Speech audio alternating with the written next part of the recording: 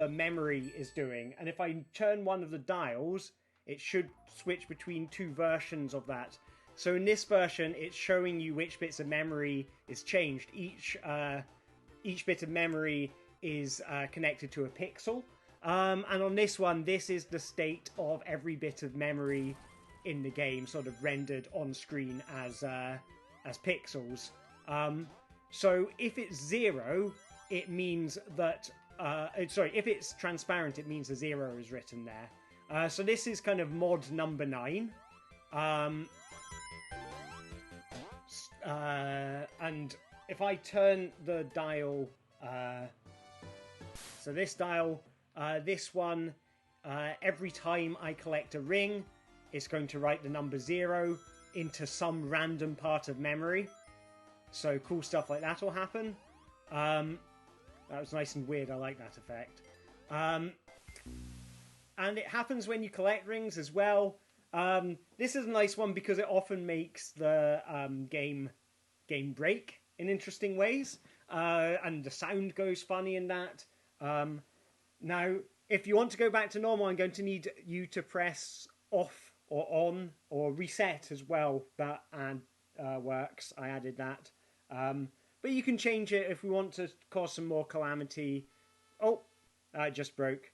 Ah, no, Jerry switched it off. Good, that's working. So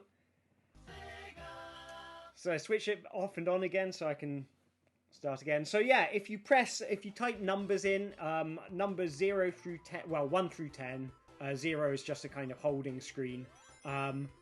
It will show different features. So I've got number 4, so this is to do with changing the colors. This one only renders backgrounds. So no sprites for me today, just backgrounds. And this one is the one where every time Sonic collects a ring, he gets faster.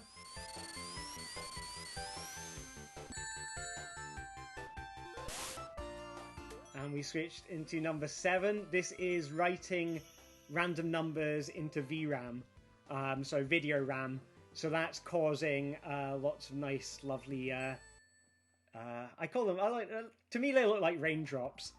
So if you press like A plus and B plus and A minus, B minus, or A or B followed by a number, it'll switch to different versions of the same thing. So those correspond to moving a couple of the dials on my machine. So here it's writing the number 169 into a random bit of memory every 0.25 seconds. I think it does like 100 bits of memory because the memory is actually quite large when you think of it number by number. So this one, it's doing it 196 times, writing a random number in. These little that QR code, I leave that as an exercise as a player for the player to figure out what that's all about. Yeah, so we're seeing the memory again. I'm going to get that invincibility because I remember how this game goes down. I've had a lot of practice at Sonic, which kind of stands to reason that it's the game that I'd end up messing around with quite a lot. I mean, Sonic games are really nice for glitches and things because you can really break Sonic and have it just, still be playable to some degree in a way that a lot of other sort of similar games, you wouldn't have that luxury. In Sonic, when you get hurt like that, you can pick up your rings and continue. There's very few sections in Sonic where you can kind of fall down a bottomless pit and die. This effect is... what it's doing is every 4 times a second it is removing a colour from the universe. So if you use the A and B dials, it will remove different colours. I need to figure out... Oh, thanks very much, Tim. Appreciate it. So I've got to figure out where I am now. And I can see colours that up in the top, sort of middle top bit, I know I'm pointing at it and that's not really much help, but I can see there's some kind of spring there. I can kind of tell that Sonic's running up and down something. I jumped on a spring, so I have made progress, and I just died. So that's kind of the opposite of progress. So C and D control the color that text is drawn in when it's sort of rendered to the screen. So that's really just to help make things like that Einstein image show up properly. For this one, A and B will determine which which way. There we go. So that's showing that's the color appears on the edges rather than the what's the opposite of the edges? I've got distracted because now we've got a level where mod where it's only drawing the sprites and not the backgrounds, and you can use. I have no idea where I am, and this is quite scary, but I think Robotnik's about to appear. You can use the A and B dials on this one to like choose what kind of color or noise it's going to draw into the background, or I can switch it off. So my kind of favorite thing about when it's switched off is it is actually still playable. In order to get this nice effect, the sort of static effect, because really what I'm doing every time I'm drawing something of my own to the screen, I'm just using the color palette that's already there. So without the color palette, like, already, without any colors loaded into the game, it just looks black. So in order to get the color effect, like be able to draw stuff to the screen like that, I need a color palette to be loaded in. So I thought, well, why don't I just leave the game like running, so the static will go through all the different colors that the game goes through. This one is oh, don't apologize. This is what it's about. This one is sorting the screen by color. So in terms of when the colors appear in the color palette, the different colors will kind of be drawn from left to right. So basically, if you see all those blues and browns, those... hello, Tom. If you see all those browns and blues over on the left-hand side, they were there because they corresponded to the colors that appeared first in the color palette, whereas Sonic's colors appear like late on in the color palette, so Sonic appeared to be on the side. So the Einstein's not supposed to appear that often, so I think when I do this as an installation, I want to have a few little clues, a bit, just sort of what these... They're meant to be like subliminal messages. That was fun. This mod appears when... what this one does is Sonic's not moving with momentum anymore, left and right. And the nice one about this one just continues to be in place just because of the values that it changed, even when you switch it off. And I want to add in different ways of kind of composing these things together. So the setting for this one, overwrite, is just writing random numbers into memory. So this is the most trippy one. So whatever it just wrote has caused it to reset. But yeah, so there are some kind of cryptic things, and you can kind of use the dials in order to interact with the cryptic things as well. I have put a sort of a thing, to suggest that, which you should be seeing on your screen if it's not kind of peeled off the side. But yeah, so, and I kind of want basically this to do sort of multiple things when it runs as an installation. Have it set up on a CRT, have it so that people can play around with the different knobs and dials, and sort of see what effects and things they can create, like that. And at the same time, I want to do it, have kind of various incentives for people to stick with it and play it around with it for a bit longer and maybe challenge them to do things. So there are sort of things that trigger sort of subliminal messages, which this sort of Einstein image is kind of a practice version of, and is appearing way more than I was expecting it to. But those kind of, the idea of those subliminal messages, what they're kind of... Did I win?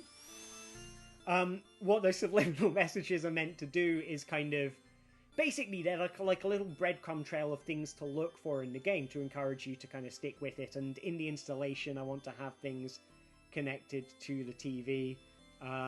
So I can... Oh, look at what's happening to those letter R's. That's really cool. So I can see 44, 66, 11 is in there. So that should have been handled. It's not just a jumble of numbers, though.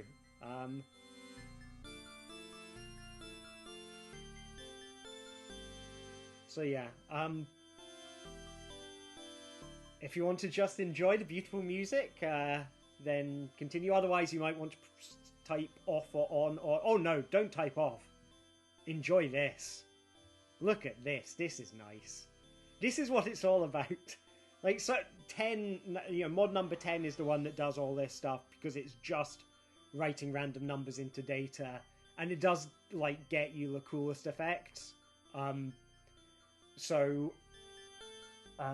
This is the kind of things, because I've used, like, a lot of these kind of came out of the Scrambled Eggman show.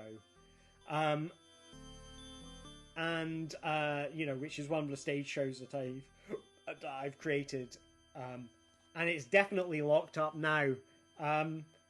So if you want to get away from this horrific sound, you're going to need to press off or on. I mean, I can do it here. I've got the button right next to me, but I want to see if you stick with it. There you go. That's how long it takes for someone to do it. Yeah, when I have this as an installation, I want to have it set up as on a CRTV, have sort of sheets of paper and stuff, and kind of various props and things which written on them, which will have cryptic clues on them, and they may be...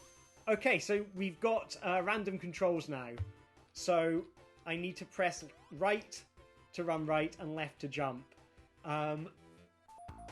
So the A and B on this one should change how often it changes the controls and whether or not I can see what controls it's chosen for me.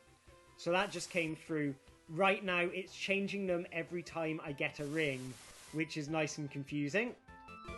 I can't remember if it's on this one dial A controls what control dial A does and what dial B does, but they are some combination of you know, when the effect is triggered and whether or not I can see it. I, of course, being the player who's being subjected at this at the exhibition.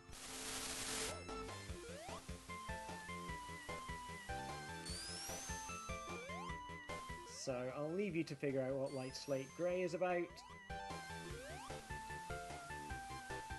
And I am... So, it's left to go right and right to jump. So I need to figure out... And it's changed again. And it should be changing every 5 seconds and showing me. It's not. I think I might have got the alerts wrong on whether or not it shows me, but changing every 5 seconds is really confusing because it doesn't give me a long time to figure out what my buttons actually are. I think I've got right and jump, and now I'm between a rock and a hard place. So jump is jump again. So it's left is run. I'm just going to hold left down before it changes and get to the end of the level. I'm pretty sure it could be used as a form of torture. Yes, it did. This one, so this mod I made, you know, I use something similar in my stage shows where a team of 4 has to share a set of buttons and communicate what each of their buttons do. And I wanted to kind of video it, so I did it on my own. And when I did it on my own, I had it change every 15 seconds because I thought that that's probably a nice number for it. Just as I figure out what the buttons are, it changes. And it really messed with my head. I stuck with it for 2 hours, maybe 2.5. I'm quite happy because I've got normal controls back again, and it's amazing how nice it feels to have normal controls. Like, it does have that feeling of everything having suddenly just clicked. So when I did that, I did a video, so it is up on my YouTube, which I can post to you later. Like, message me about it if you're interested. But on YouTube, I made a video where I played that for like 2 hours, and I got maybe 5 levels into the game. And it really messes with your head, because what it does when you've got the controls changing all the time is you have to constantly be thinking about the game. Like, there is a certain amount of, I mean, locomotion in most games, but I think Sonic is particularly strong for it, where it becomes quite automatic. And I think this is kind of helped by the fact that I played Sonic a lot, so I don't really have to think about it. So I play, but, you know, so anyway, you take that away. If you have to keep on figuring out what the controls are every 15 seconds, you never get to switch off. So you have to constantly be kind of thinking with conscious thought. You can never rely on instinct or anything. And it's amazing how exhausting that is. And then when you put normal control back again, when you have normal control back again, that not scanning as a QR I think that's an accident on my part. But there are ways to make it the right size. Just, you know, a bit of ingenuity, that's all. So yeah, we are writing random numbers to memory again, so we should start to get some weird stuff happening. I'm going to see if I can get to Robotnik before that happens.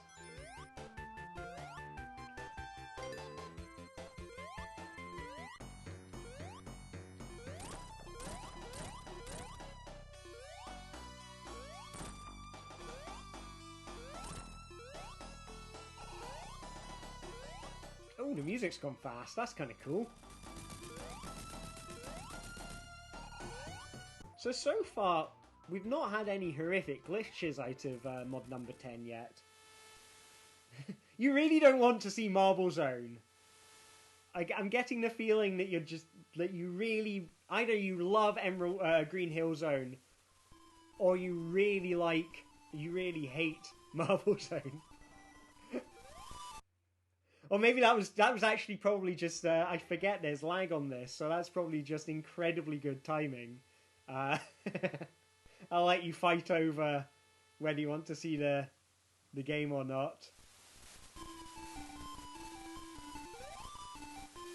So this is me playing in the background. I'd put some stuff in to suppress, like, basically write white noise over the sound chips. I'll let you fight over that. But I think there is one sound channel which I didn't capture. It's like, I can't remember exactly what it is, and I like the effect of having just this one little ringing sound. The little ringing sound just, I don't know, it sounds like a Master System to me. I have no idea where I am. I'm thinking that one of the kind of subliminal messages or, you know, secret codes should come if you beat a whole level while the console's switched off. I haven't implemented that one yet.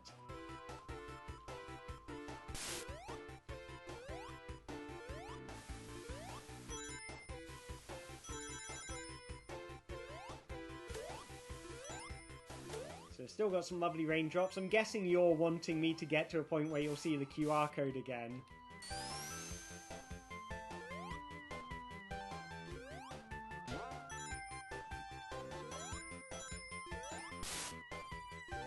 Now, originally, the sort of reason for putting the controls on the screen. So entropy, number 6, entropy writes random numbers into your screen. Writes random numbers into the level layout. So what that does is, write random numbers into level layout. I'm not quite sure what more to say about that. And this is sort of remapping what color, which color is which. So this is kind of cycling, changing the colors, kind of just cycling through all 256 values that the colors can be. And it's nice because a lot of them kind of map to black, so you get that nice effect, that kind of thing that Super Meat Boy had, where some of the levels were in silhouette, where on certain values, this will kind of snap to most sprites being in silhouette. And it looks really nice like that.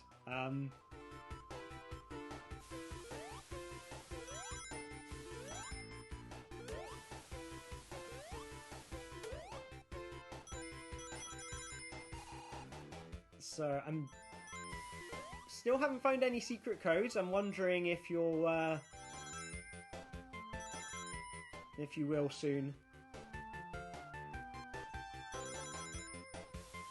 So yeah, so this is the one where it kind of cycles between different values. So you should see some quite nice sort of silhouette effects appearing at some point soon. There we go. Just briefly we got them. Well, that's the kind of Super Meat Boy effect I was talking about. I think it does this because, it's something like after they go over, the color values go over 128 or something. And you did a good job changing the colors when you did, because now it's kind of stuck in beautiful silhouette mode. I think what it does is, some value associated with the colors determines what layer it's drawn on. So they, any sprite drawn in that character will automatically be mapped to black or something. But yeah, something I want to add in a later version is some way that you can kind of compose multiple effects together. So instead of just doing one at a time, you can say, yes, I want the raindrops, and I want weird controls, and I want it, removing bits of the level from the data. So, let's see if I can... Please don't change on me. Please don't change on me while I'm crossing the thing! There go my rings. And now I'm dead. There go my rings, and now I'm dead. How many times has Sonic said that? It's basically his catchphrase now. So it's... no, and now I can't see what I'm doing, but fortunately right is right again, so that's nice and usable. And now it's not. Enjoy it while it lasts, I guess. Teaches me a lot about difficult life lessons, this one. You can't always have it the way you want it. So it's writing down now. So yeah, C and D aren't massively interesting. I'll be honest, I hadn't really considered that when I put them on the sheet. C and D control the colours that text appears in. So their kind of main function right now is to get away from this kind of... And this bit is phenomenally hard with these controls. So down is jump and B is right. So I can get across that.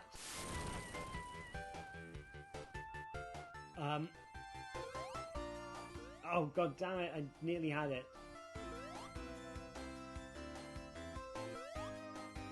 Damn it. Oh, no! I nearly did that. Nearly did that just by jumping.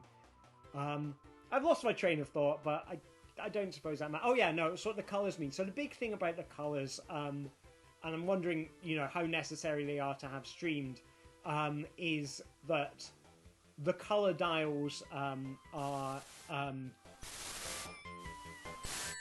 the color dials basically change the color of text in the background, and that kind of began as a fix for the fact that because I'm using the sprites that are colors that are currently loaded in, it's very easy on certain screens to end up with a set of colors that you just kind of can't see. So with that in mind, I thought, well, I should give the player some way to change what colors they see on screen, so when stuff's drawn to the screen, and so that's what those two dials were made on the console. But also they serve a function, because in the installation, which I do have sat here right next to me, in the installation, and I've got to figure out what my controls are before I can hurt Robotnik. This is going to be excessively hard. But yeah, so the color dials, you'll see if you change them, 3 numbers will appear on the top of the screen. If you do plus or minus on them, 3 numbers will appear on the top of the screen. So hopefully it should be self-explanatory. Well, you know, from what we've been seeing so far this evening, that what those 3 numbers correspond to.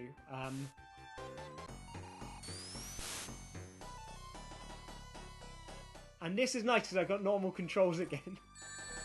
Still getting hurt by the Wrecking Ball.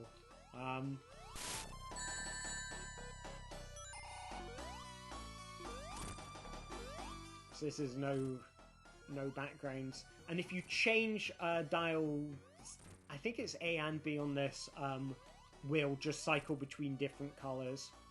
And so setting different values for dial A and dial B will make it do different colours. And different patterns as well. So, you know, you might see zigzags like this, you might see... So static, it might appear over the top of Sonic, it might appear behind Sonic, different things like that.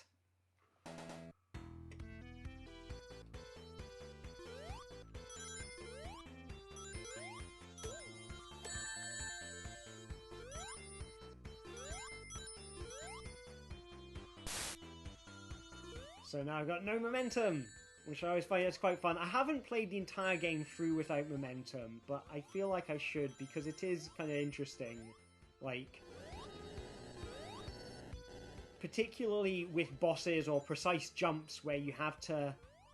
If you're doing a precise jump and you need to keep on kind of moving left and right to stay in the same place, that's kind of cool.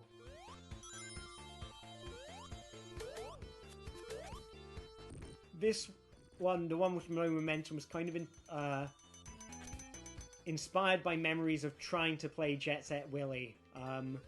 So playing Jet Set Willy, so this is the kind of precision jumping type stuff I'm talking about. I have to kind of move back and forth to land in a precise spot.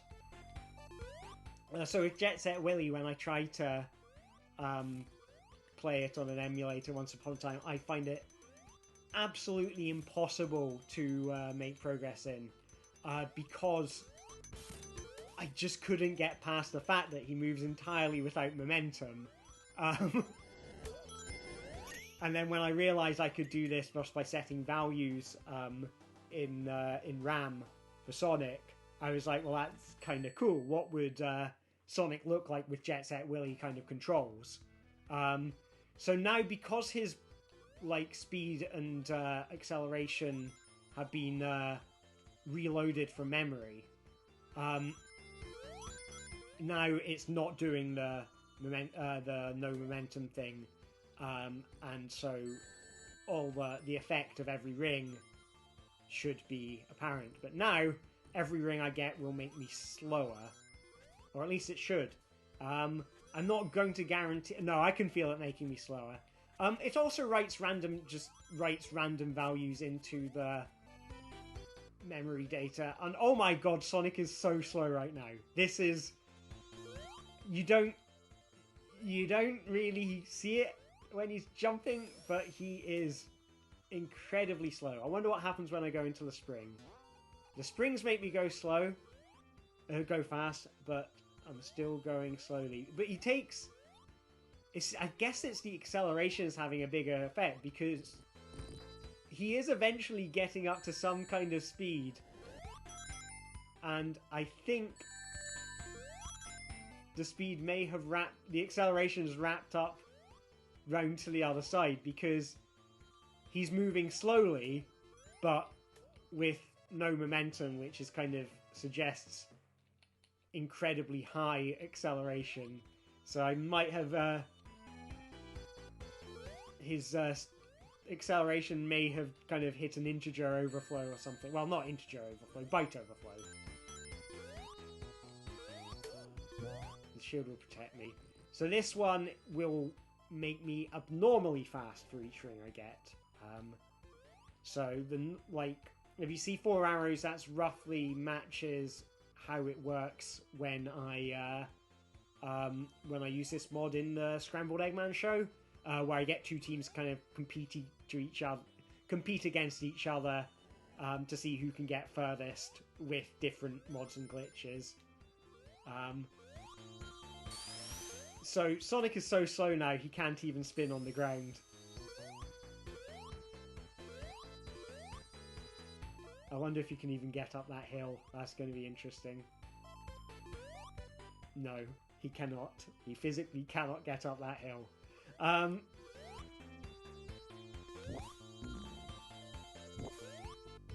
Every ring increases the difficulty. Again, I might have to damage boost my way to victory. Or not. No!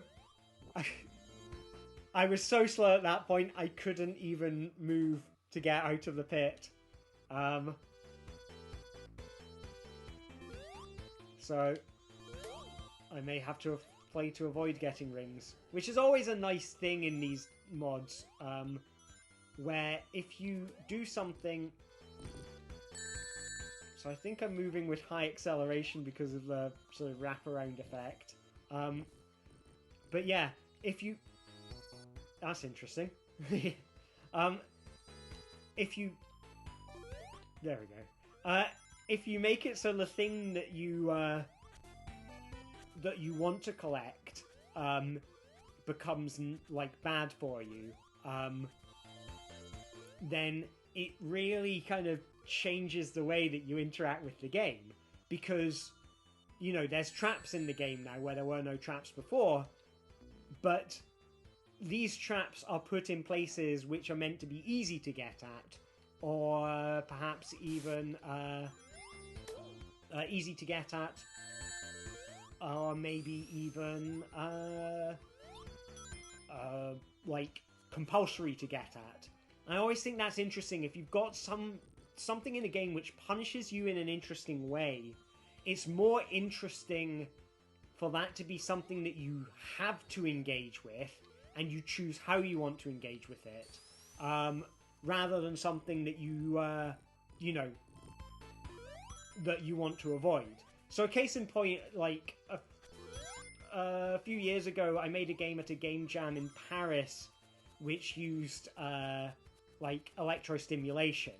And there were quite a few. I can't remember the name of the person who gave us all the workshop.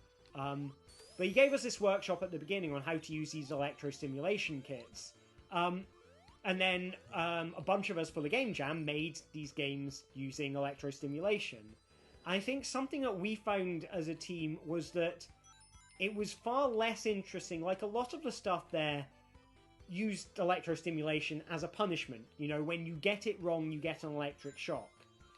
And we did one where if you do it, and I've got weird controls, yay! We did one where, you were sort of trying to do brain surgery on yourself. And in order to do that, you had to... It was a picture of a laser that you were guiding around. And in order to make it work, it's very hard to think and do this one at the same time. but I know it's jump and right, so... and jump and down. That is a very hard jump to do. Fortunately, this one just looks pretty.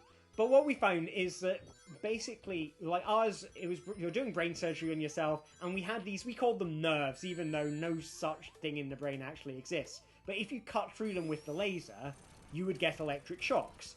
But you had to go through them in order to get to the things that you wanted to cut out of the brain. It was a bit disgusting, I know. We were in a sort of science museum. Like, yeah. And it was far more interesting to put someone in a situation where, you know, they were dealing with electrostimulation, which can be painful. Certainly, we thought it was more interesting, like, the way it makes you jerk your hand around. And so they're using this electrostimulation, and there's interesting things that it does, because ours kind of doing this sort of kind of cartoon brain surgery played out like one of those kind of steady hand testers. And now I've got to figure out where I even am in this level. I suppose... Oh, I meant to hit the button, I think. And I need to... There we go. I need to find where that button is.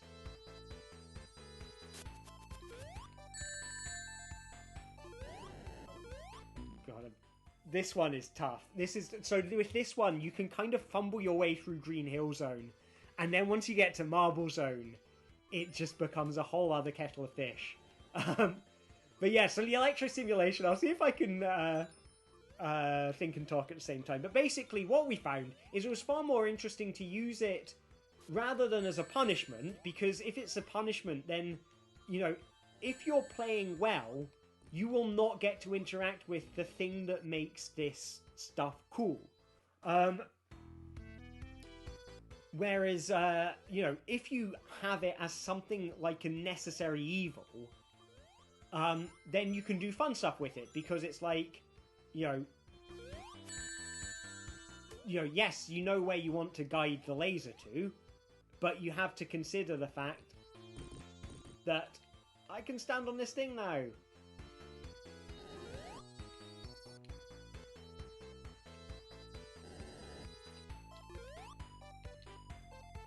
idea where I am. But I'm going downwards, and that's a plus.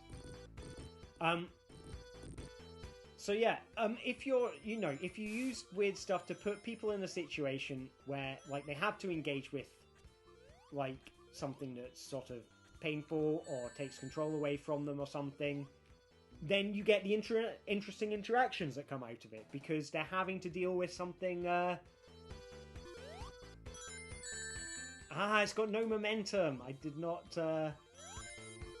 twig that that's what was going on. Ooh, he can kind of go into the wall there. That's kind of cool. Look at that. And then when I stop pressing anything, he falls down.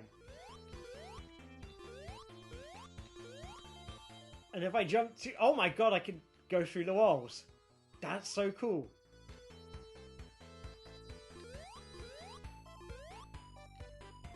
I wonder if I can use that to, like, get through... No. But yeah, so with the electrostimulation, it was more interesting to figure out, like...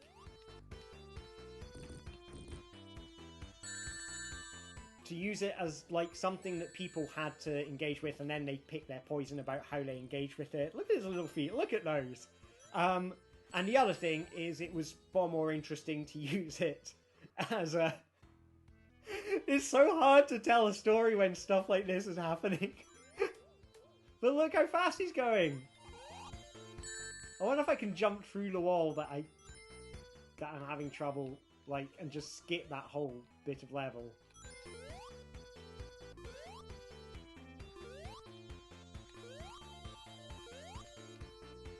Well, that's new.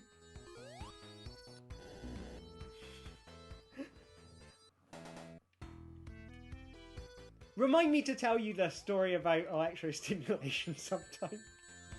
So with this one, another thing that this does is it's not checking for the number of rings going up, it's just checking for the number of rings changes. So every time you lose your rings, it changes the number of rings it thinks you have. Like, it will do the effect of making you abnormally fast.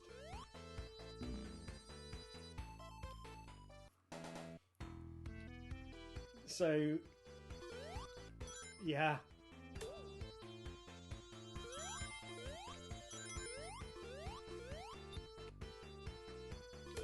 So it's slightly easier to do this one with no momentum, I think. Just gonna wait and let the ring come to me when I get hurt. Remember, it was hard to jump down that hole. You have to jump because you're so fast.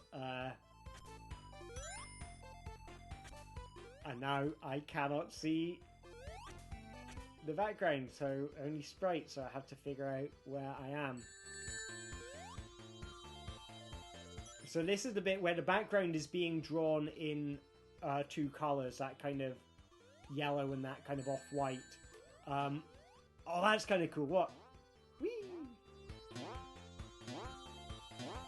Doesn't even skid. He does fall through the floor. But yeah, it looks like so those are just two randomly selected colours. And I think it's something to do with the way it renders the colours. Like they're just two random numbers it's picked. And I think one of the bytes means, like, one of the bits or something means draw me in the foreground. So, like, certain values, even though they're being written in the background routine, the foreground drawing routine won't draw on top of them, or something like that. I confess I don't have a... Like, this, a lot of this is done through, like, kind of, you know, trying to kind of intuit my way around it. You know, I'm sort of working with an open source emulator called GenesisPlus, and sort of adding bits to it in Objective-C, and some C, but mostly, I mean, basically trying to write as little plain C as I can, because it's much easier for me to write Objective-C. Just gonna have a little practice with it. So yeah, so things like where, you know, where colours are going to be rendered on the screen, I don't actually understand the architecture of the renderer and stuff that well, and it's doing a lot of kind of bitwise logic, like, to figure out what colour should be drawn, and it goes through multiple loops, and each of these, like, lines, you know, it does it on a kind of line-by-line basis, as a, you know, like a row of pixels at a time. This is slightly easier because I feel like I can see now, which is a huge relief. So yeah, there's multiple rendering loops, and there's only... I'm not, like, overriding all of them with the color effects, because otherwise they kind of compound and, you know, basically make things more difficult to, you know, to work with, because certain mods would kind of draw over each other. I'll give you a clue if you are looking for a secret code, that there is one, if you look at my Twitter feed, that some of my posts recently have had the one of the secret codes hidden in plain sight. That is someone buzzing my door. I have no idea who it is. So I'm gonna see if they buzz again, because that must be someone I don't know.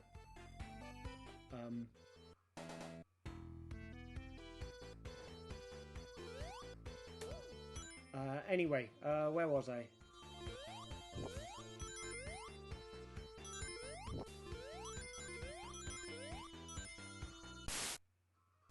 There we go. So, yeah, this is what we get. These are one of the secret challenges. So the idea is that there will be a bunch of different there'll be a bunch of different kind of mods, hidden codes like that one. And the challenge is to it'll give you a challenge like that forces you, that you need to and you need to keep it on the same mod throughout the experience. So if you do set any new touch any of the dials right now, it will cancel the special challenge. So be aware of that if you want to see what it looks like when you get to the end of them. But these special challenges, what they're kind of here to do is, so there's kind of different, it's incentives to explore it in different ways. So this is really, like finding secret numbers is kind of an incentive to play around with how you can make different stuff appear, and it's a bit like kind of detective work. So I want to have things like, so that one I think Jerry saw is written on the console. I want to have things like, maybe there's a secret button behind the TV and stuff like that. And, if you find that, you'll find out there's also a secret set of controls behind the TV and things, things like that.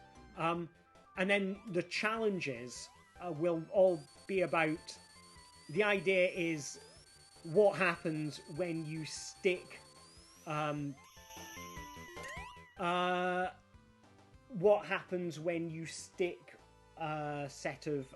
stick with a mod like for a period of time, because that forces you to actually engage with what's it doing mechanically. And I think that's sort of me trying to recreate the experience I had, trying to beat the entire game like this, or trying to beat the entire game without sprites, which did not go. I got 5 levels in 2 hours, just like with the weird controls. But what's interesting about those is they, I think when you stick with one of these kind of past novelty value stage and continue using it, as if that was the way it was meant to be, you start to notice things about the way the levels are constructed and things like that, and how the game works. And you think about why, it works with Sonic, but it might not work with, say, Mario or something, The big thing with Mario is it's really easy to die in Mario. So Jerry asks, is the set of numbers a meaningful date? And the answer to that is no. But there is a meaningful date in there. And it does relate to something that you have seen quite a lot of during this stream. Yeah, but it should hopefully... Or not. Huh. Well, maybe the secret challenge is meant to do a sort of success screen. But maybe that's not working, or maybe I set it so you had to get to end of Marble Zone. I may have set some settings wrong internally. But we'll see. I mean, if I stick with this super speed hack, if I can get through into that hole, if I stick with this to the end of Marble Zone, I may get the congratulations screen. If I don't, I mean, what you're missing is the chance to stick your 3-letter name into a leaderboard. And the idea is that, the 3-letter names will sort of appear, to other players. So 140379 didn't trigger anything. And I can't actually remember what any of the codes were. I mean, I know that's...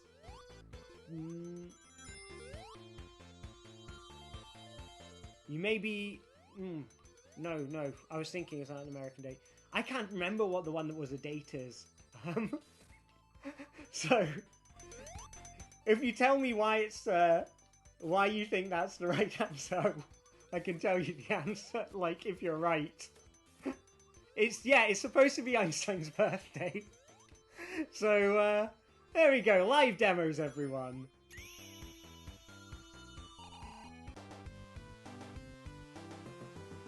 I mean, I can try typing that in with C1 and C and D.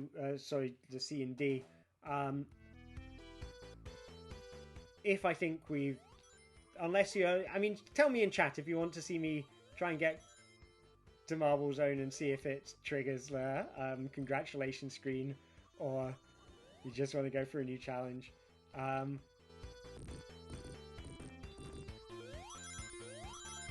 may have typed it in wrong. Or maybe it's because there's already a challenge active. That might be it. So if you want to cancel this challenge, that's interesting. I'd not thought that might happen. That's probably it. So keep going. If I didn't know you could do that. Huh.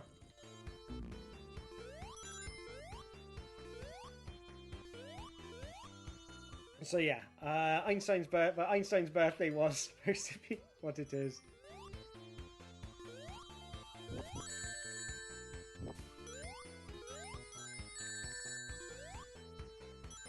What's kind of fun with this one, and I found this out when I made a video of it last year, of just trying to play the whole game like this, like before I started kind of mashing all of these weird things together into like one box. But I found that with this one, if you get to a certain speed, you can... oh, I'm glad I had invincibility. Oh, that was unexpected. If you get to a certain speed, you can wrap around the left side of the screen. So you just get a load of rings, and then run all the way to the left.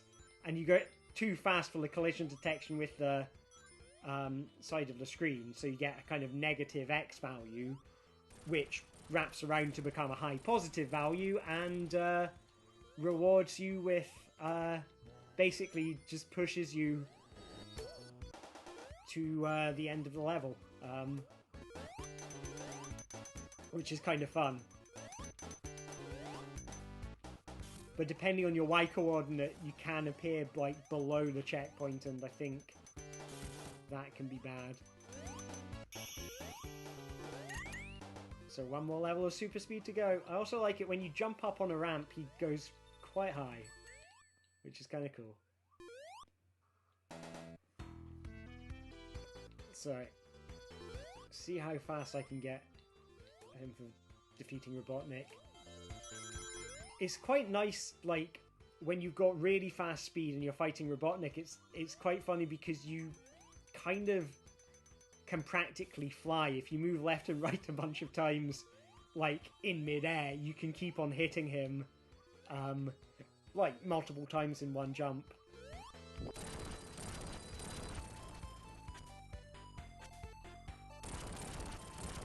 That's good. I needed to spin there, and if you go too fast, he can't spin in, like, small places. Oh, I need to be standing on the block on this one. I remember this. Trying to figure this one out without sprites was really, like, mind-numbingly hard.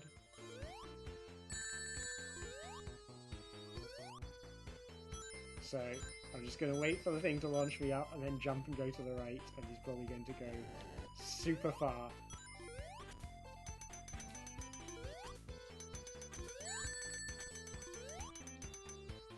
Oh wow, I dodged that one. God damn it. After all that work. Maybe it's not safe to go that route.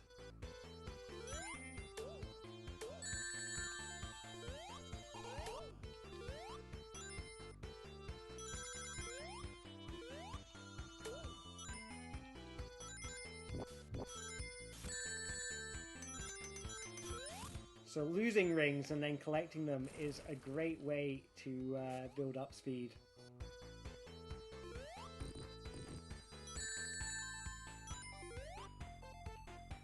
I hope it's going to come over here. But it might have... Oh no, it was moving. was not expecting to land there. So, I need to... Okay, that's good, that's good. I landed on the thing. God. No, see, the thing is, like, super speed is meant to make it easier, and in many ways it makes it harder.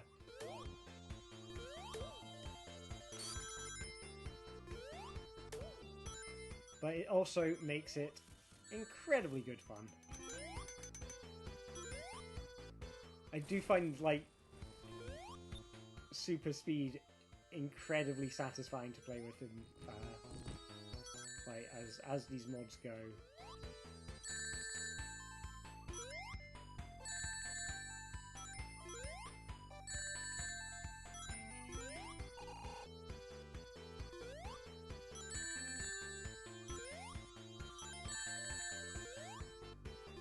Oh, come on, come on! Right, I'm gonna have to play nice.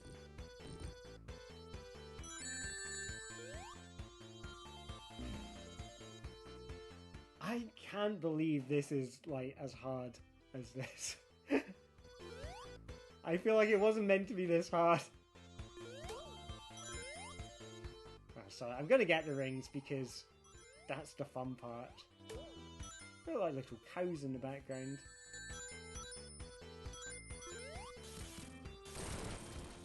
That's my first time getting over that lava pit.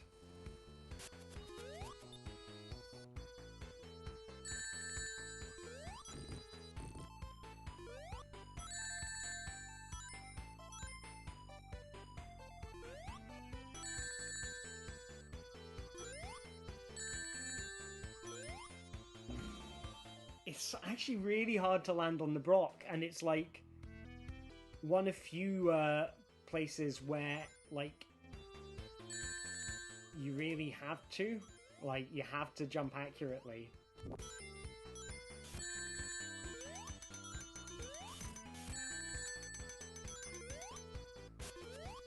But yeah, this is like, it's one of the things that I say, you know, makes Sonic nice for doing, like, hacky stuff with. Is that when he gets hurt, he can pick up a ring and be fine. Which means it's very easy to play this clumsily and kind of get away with it. And it's also comical. It's funny when Sonic is clumsy. You know, because he's meant to be a, you know, super fast superhero kind of character. And when he's just kind of, you know, running into walls and, like, just jumping into lava and stuff, he kind of becomes a bit like Mr. Bean, you know? I find that interesting, the idea of a digital slapstick. I mean, it's... I got a checkpoint! That's a good sign. But, like, this, you know, digital slapstick, I like to call it, because, yeah... I think there is something satisfying about seeing a character being... a player character being clumsy, you know? And it's this weird... The thing is, like, with this, it's this weird mix of, you know, high power and low power. It's that Sonic has become clumsier, but also he's become clumsier through an abnormal amount of power. I don't know what... you know...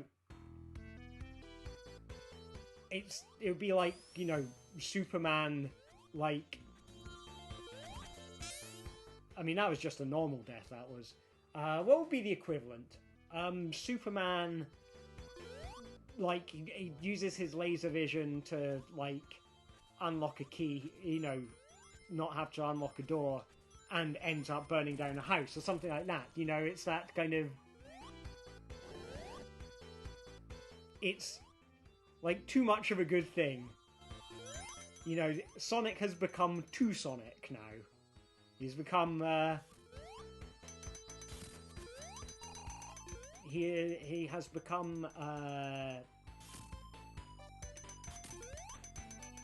inordinately fast.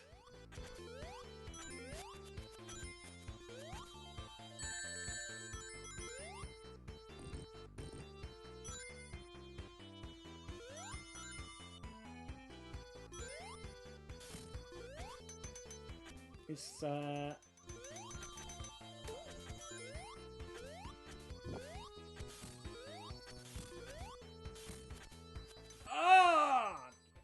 I go. Rings! They make me powerful, they make me safe, but they give me too much power. I just ran over that big wide pit. That's kind of cool. I'm happy with that. That was okay. That was okay. I live. And we're nearly at Robotnik. So I should be able to... I can just kind of hit him and like run away immediately. Like just jump across the screen and get him. And if I miss, I can fly back up again.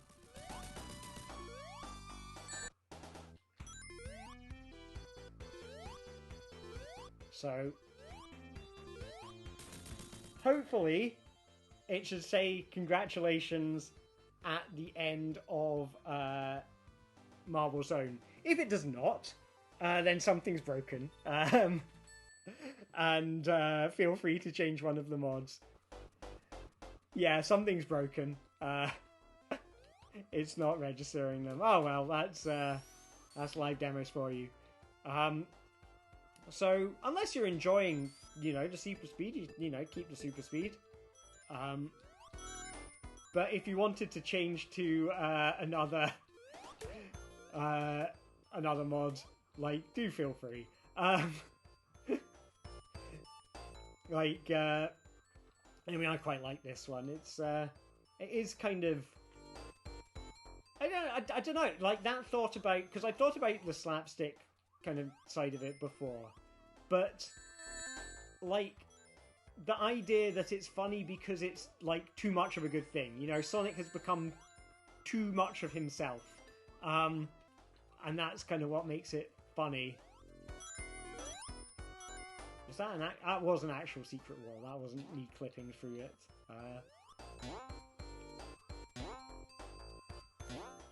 But the idea that Sonic has become too much of himself is something I've not thought about before. So yeah, type in a single number first, and then try typing in Einstein's birthday.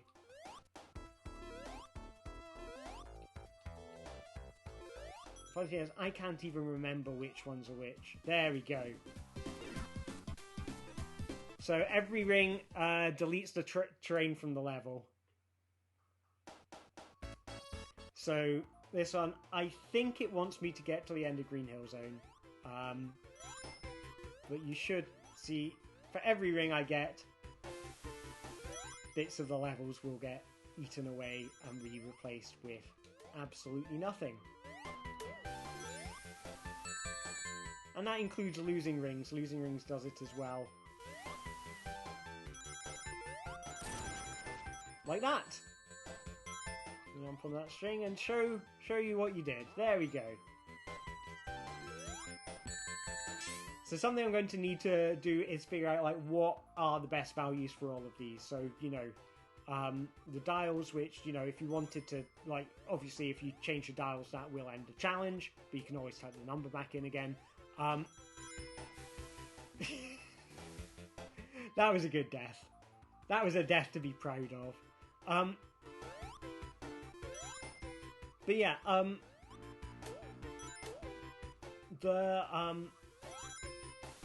like choosing what are numbers that make the most interesting challenges and things, and then thinking about, you know, you don't want them all to be brutally hard. I probably could have landed on that rock if I thought about it. That's something I think is interesting. One thing I wanted to do was, like, because originally I gave, look at what it says up at the top. Me. I me.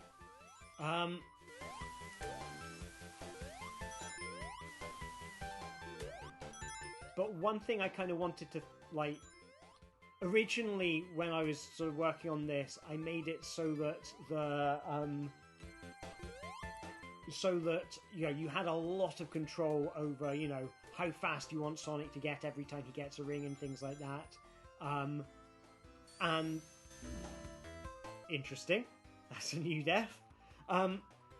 Like giving the player a lot of control over stuff like that, and I found it was actually just like unnecessarily complicated. Like there's this barrier between you sitting down and you finding something satisfying. So what I kind of want to do is have it so that have kind of maybe. Wait, I thought I completed that level. Did I just die at the very end? What I want to do is have it so that you can I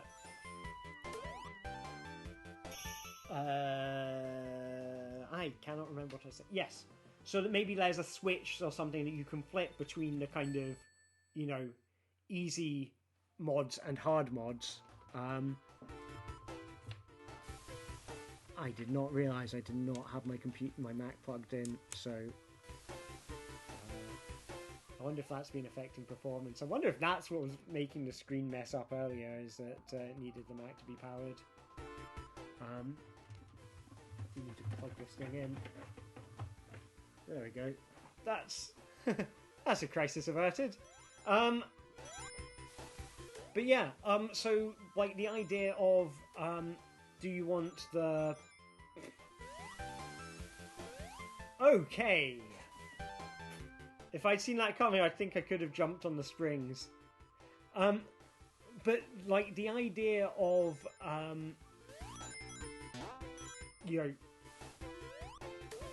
if you find this at an exhibition, so yes, having a switch that you can flip to go between like the simple hacks where it's kind of makes it nice and clear what you're supposed to, it's like you don't have to think about setting specific values, and then kind of advanced ones where it's like, yeah, you can choose very specific values if you want and sort of tweak it to find what's you find most pleasant, and sort of I think because really like one of the things that makes me want to make this is like creating something where people feel encouraged to break stuff and see what happens when they do it. So I was chatting, I think Jerry, you were part of this conversation as well, chatting with Phoenix Perry like the other day about glitches and hacking and things. Have I thought about messing with music and sound effects? I have. The one that eats up all the colour does that, but I would like to do something more with that. So the one that gets the most interesting sounds I find is number 10.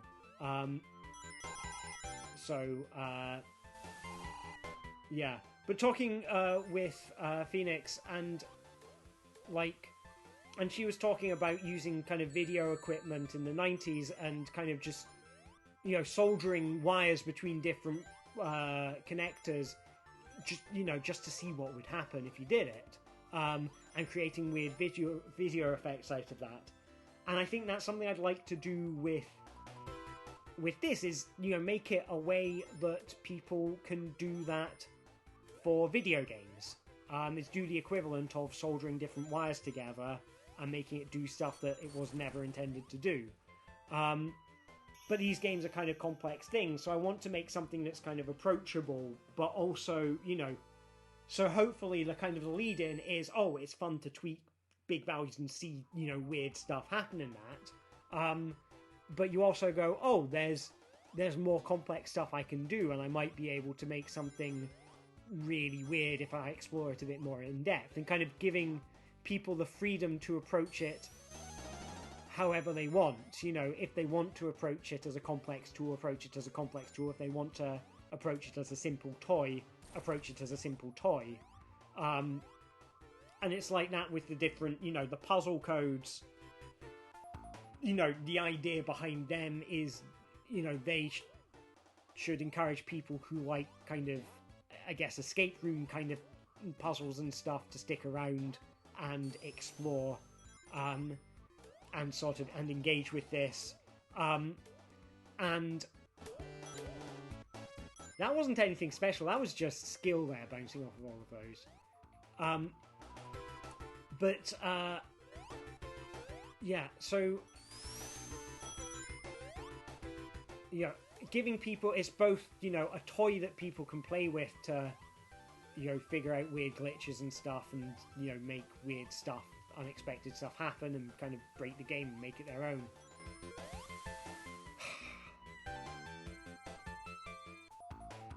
I would also love to watch top speedrunners playing around with this. That was a good one. I would love to see like a race or something, you know, where, you know, they have to figure, because that makes it a kind of risk-reward thing. How risky are you going to play? But yeah, my train of thought's gone, but I don't think it really matters. Yes, I just saw running head-to-head where each player's performance glitches the other player's game. That is actually something I use in one of my stage shows.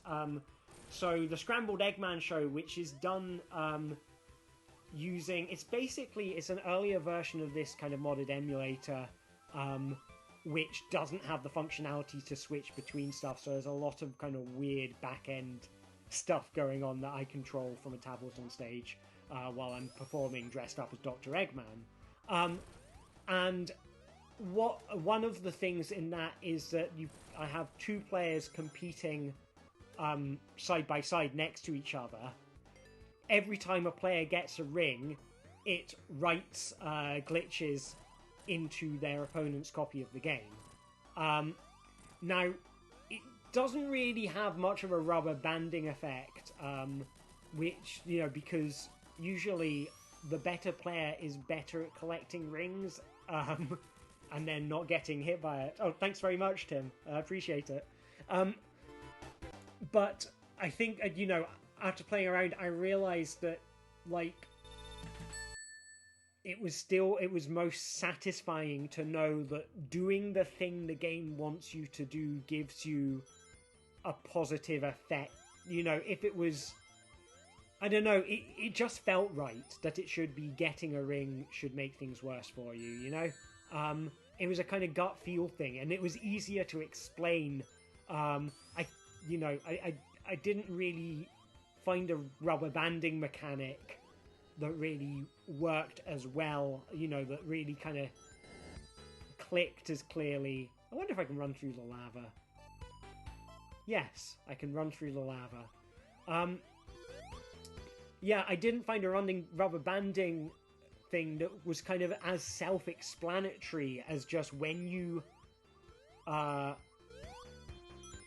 collect a ring, it writes a random number into your opponent's copy of the game. I thought I'd be able to drop down. I didn't know that was a bottomless pit there.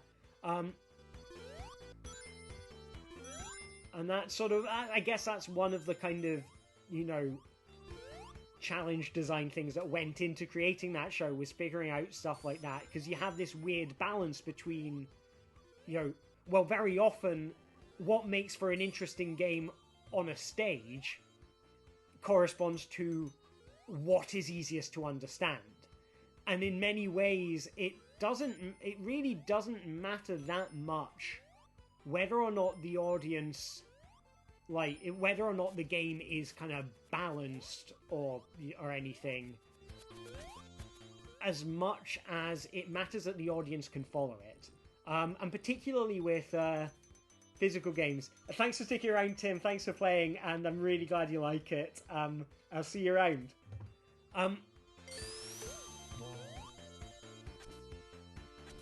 You can't get that QR code out to pass. Have you tried taking a screenshot? I don't think it's appeared for a while, which is also weird.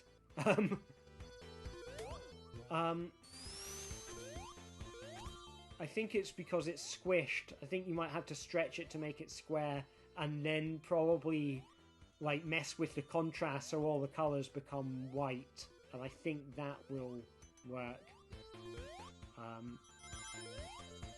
But you redrew it by hand. Did you have any luck with it? Because this mod, they won't continue on their own. Just feel free to start a mod if you want to cancel the current challenge, because the challenge will it won't end. But yeah, designing levels. Jesus. Designing levels for not levels, challenges for the stage show.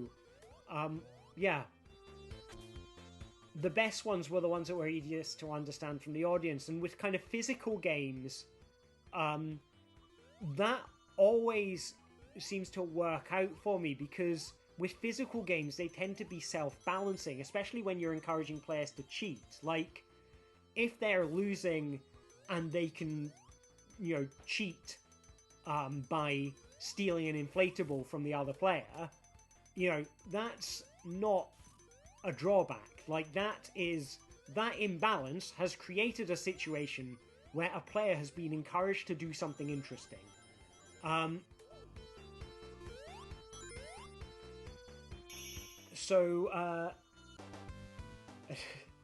Aha. You sent me a feature on Discord.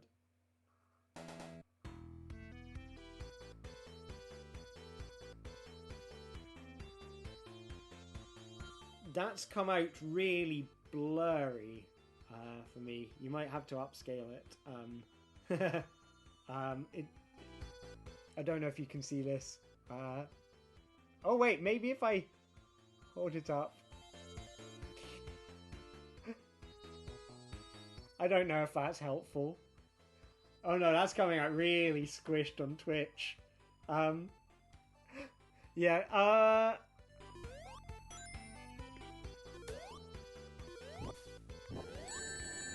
mean, I could tell you what the number is on the QR, supposed to be on the QR code if you want, because I just have to... I just skipped a big chunk of level and then died.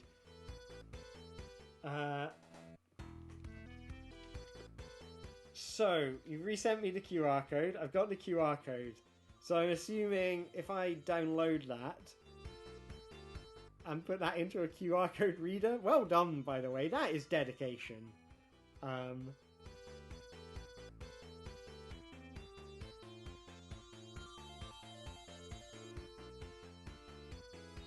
do have one on my phone somewhere.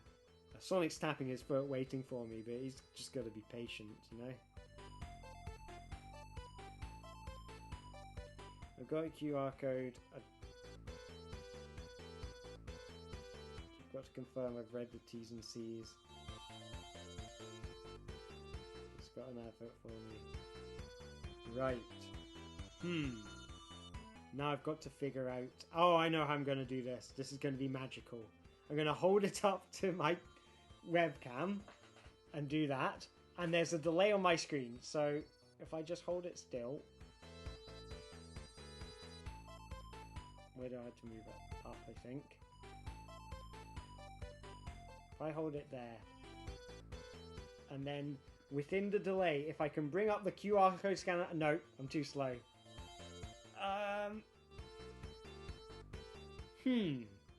That's weird. This is quite difficult to figure out. What will I do? Print it. Big old waste of paper. I've done worse things. I mean, I'll be honest. Like me, wasting paper. You've seen the book Ritual. Like, I cannot think on, I cannot think of a bigger waste of paper than that. So I think one small printed image. Let's print it. Print preview. Just print. Come on. So this is going to come out of my printer soon. You might hear it making printer noises if it's switched on. Is it switched on? It's switched on.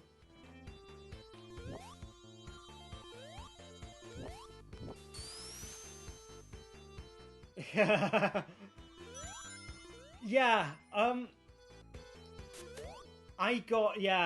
that is interesting, the sort of battle environment. Especially when you think about how much, you know, rubbish is created by so many other things. I always tell people with the book ritual that the paper can be used as, like, you know, bedding for animals. It can be recycled. It's great in compost and things like that. But I'll be honest, people's biggest concern with the book ritual was not the environmental side of it. But it's a funny one. Just a question with the Choosertron, like, how often do you have to change a reel of paper with that? Like, 1,000,000 receipts every day. Yeah, that's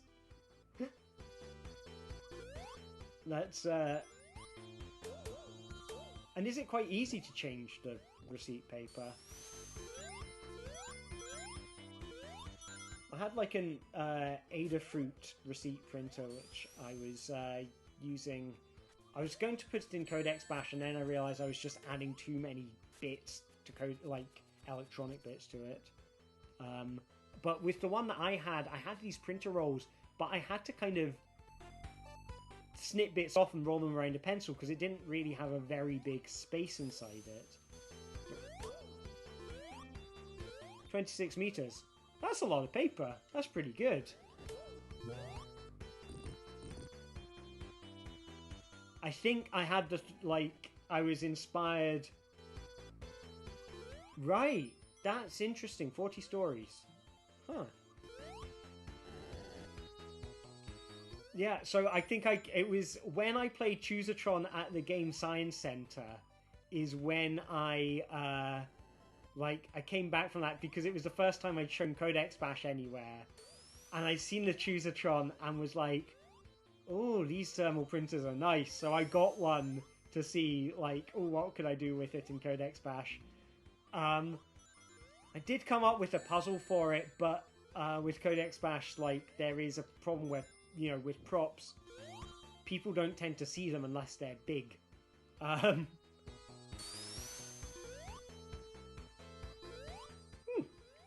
25 cents per roll. That's good value. It's funny, like, you kind of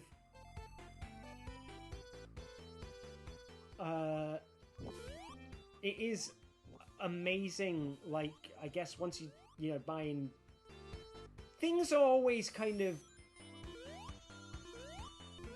things can get surprisingly cheap once you start buying them for work. Like, books for me was one of them. I think I don't think I can get past this bit, so I'm going to get to the checkpoint, but I'm going to need you to type the word panic into the chat. Oh, I did get the checkpoint. If you type panic into chat, it will kill Sonic and respawn him at the checkpoint, because this level has become impossible. But yeah, I do have, while I'm waiting for you to do that, I have here the QR code. Thank you very much, Joe. And we're going to get the QR code reader, and it's going to tell me if this is a valid QR code. And it does. The text is very small, so it may be blurry. I say maybe blurry. It says 90 81 32.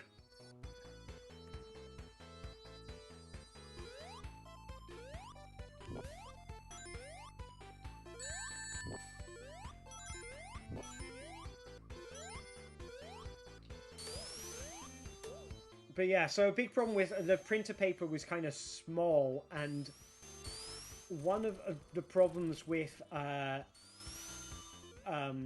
Codex Bash is, with all the running around and stuff, people don't see stuff unless it's big and everywhere. So that's why all the clues are I always, like, spread them all over the room and stuff, so that by the time it comes up, yeah, so if you press a single number on its own to change the mod. I think that'll activate it. Or off and on. Yeah.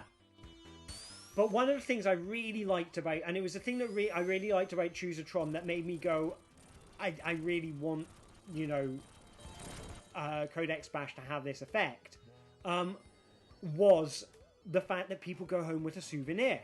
You know, that, like, you know, it's not just a one-off experience that you have once, that, you know, you keep the little souvenir of it in your wallet, and you go, oh yeah, I remember that. And it reminds you of the experience that you had, and I don't know, there's something nice about being able to say, there is a physical marker of the thing that I just did. You know, that my experience isn't just kind of, you know, locked in time. And I think particularly with kind of physical games, you know, installations and games that you play at events, the idea of them being kind of stuck in a very specific moment in time, it may be panic time again. I think Sonic is stuck in here. But the thing of it being stuck in a very specific moment in time, like, and I'm just reading your comment there. Thank you very much for the panic. So, you know a game I'd love to collaborate with you on? Have a pole up off the ground with a stand on either end and thermal printers hanging off it by the paper, just like horses. There are like 5 or 6 horses, and at the bottom an input for each horse.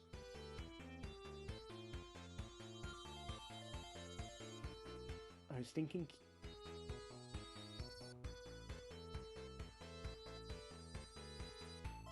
Oh, so what? You have a picture of a horse, and it moving along the track is actually stuff being typed out. Is that what you got in mind? That's really nice. That's a cute idea. I like that.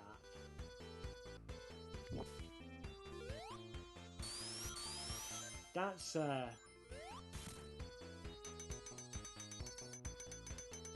Oh, so the paper is taped to the pole, and it's... Oh, so it's kind of like a spider lowering itself down from, you know, on its web. I don't know why I did that. And it's like, yeah, like a spider hanging down by a silk thread. But it's kind of mechanical. That's cute. I like that. And I like the fact that it sort of kind of inverts what's meant to be the fragile part of this. You know, what's, like, there is a way up that this object is supposed to be. And I like racing spiders kind of reframes what that object is. It becomes like, yeah, you're, like, there is a bit that's static and a bit that's meant to move, and we've made the bit that's meant to move static and the bit that's static moving. And that's nice. I like that.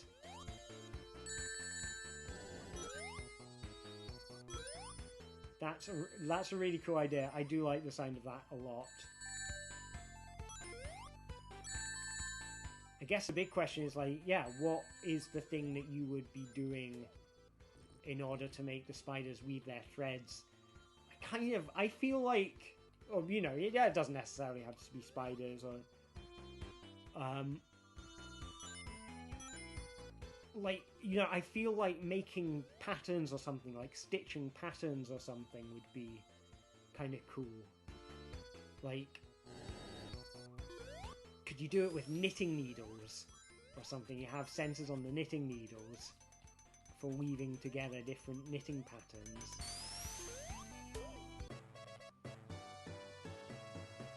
Yeah, I made a rod for my own back here. It's panic time.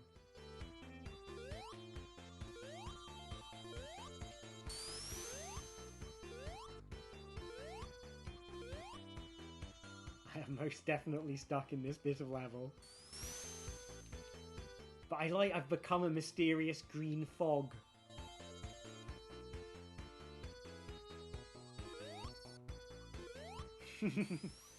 Yep, someday. Yeah.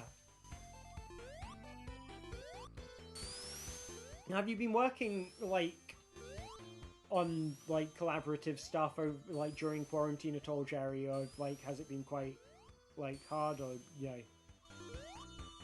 So I've not, I've just been working on, like, solo projects, except for work, contract work, which is all,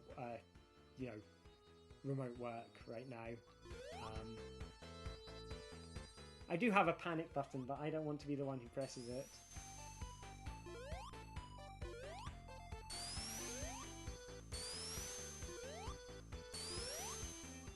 Well, I mean, maybe we should, like, chat later about just, what would be the way to kind of prototype this, and, like, yeah.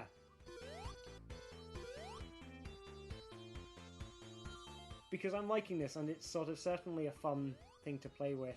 I'm going to visit my parents, like, for a couple of weeks. So that's a nice reminder to pack some Arduinos and a thermal printer.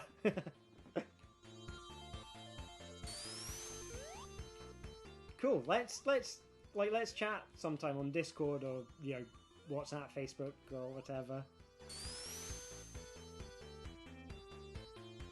I am going to press the panic button myself, though. The panic button is not doing anything. I'm gonna need someone. I mean, I can type it.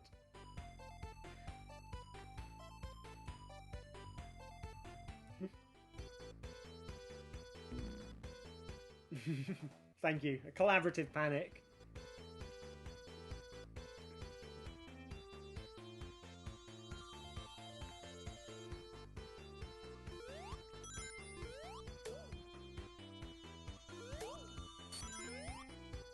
But yeah, I mean, I've also find it in general kind of that, quarantine has been kind of demotivating for me as well. I mean, the thing that I found is that, like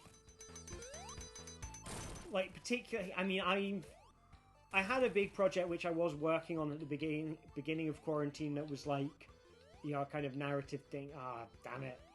I thought I'd be able to fall through here. I'm going to need another panic. But I was working on like a narrative kind of project, but it wasn't, it wasn't really working out. It didn't kind of. It was one of these things. I kind of was like, this just one of those projects that isn't working. Thank you. But I'm gonna see if I can avoid rings in this level this time. Oh, that's a good start.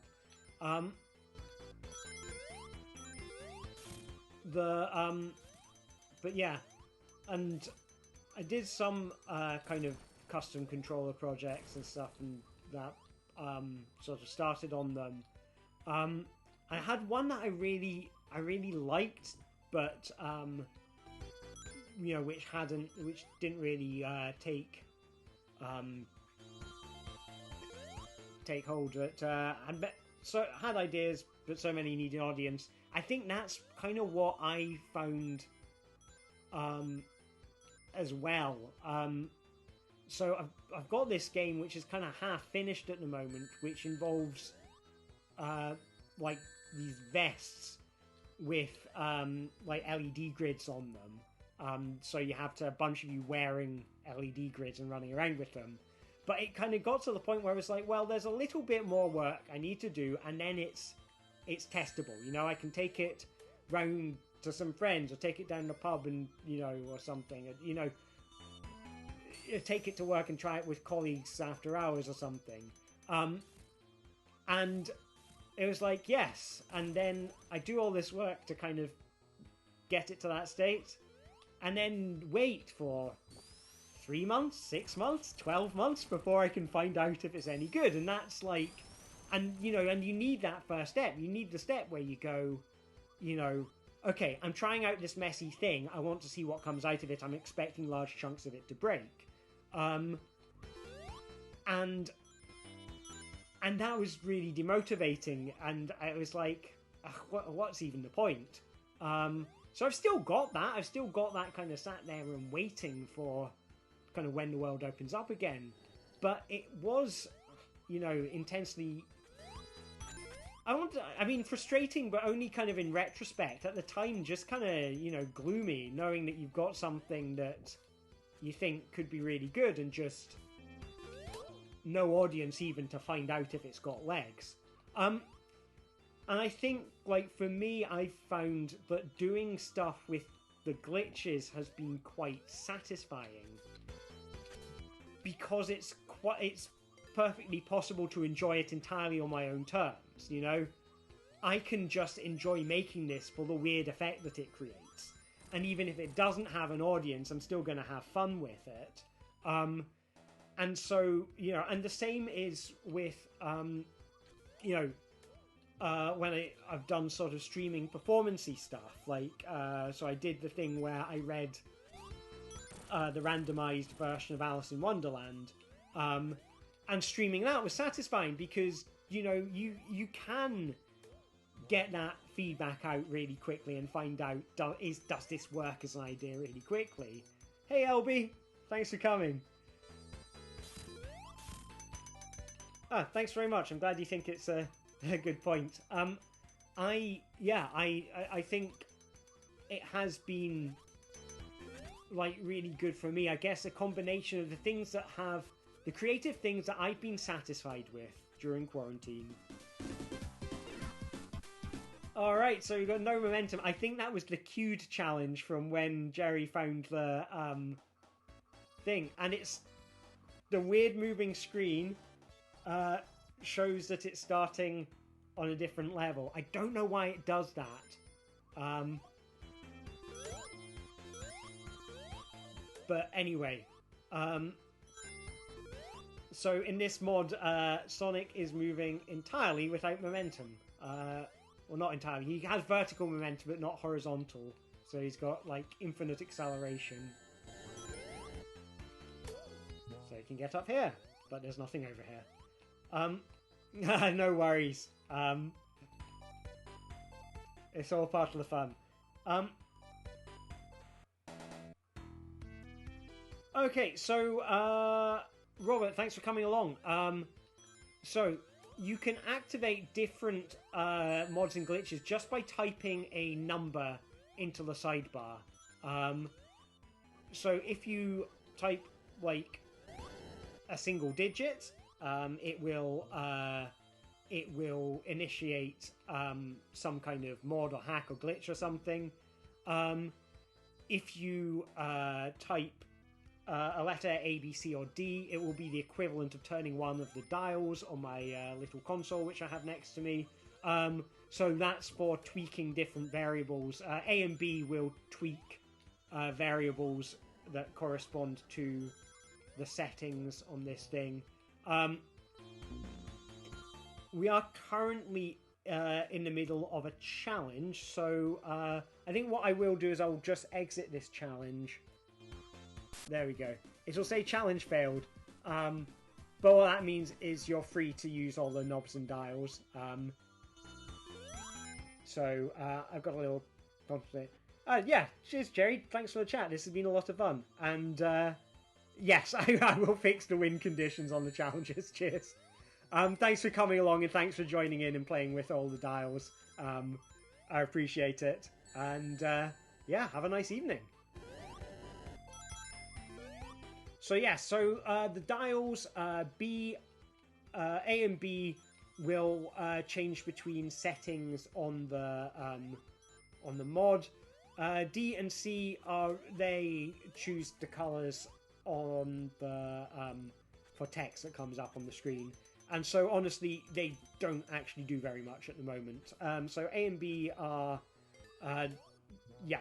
So if you do like a string of 3 numbers separated by hyphens, it'll interpret that as a secret code, and some of these secret codes will cause challenges to happen. So this mod means every time Sonic gets a ring, he will slow down. His top speed will decrease. It's still got the no momentum hack active, so until Sonic dies, which just happened, he will move without momentum. But now he's moving with momentum again, and or not. Well, that's new. And every time he connects a ring, he will speed up.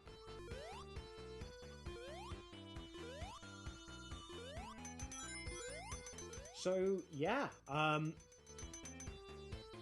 yeah, I was just having an interesting discussion with Jerry there, who's just left chat, and basically talking about being creative during quarantine and making projects, and me saying that basically, I found 2 things have been really satisfying to me during quarantine, in terms of creatively, and you can see Sonic's nice slow speed. Gotta go slow.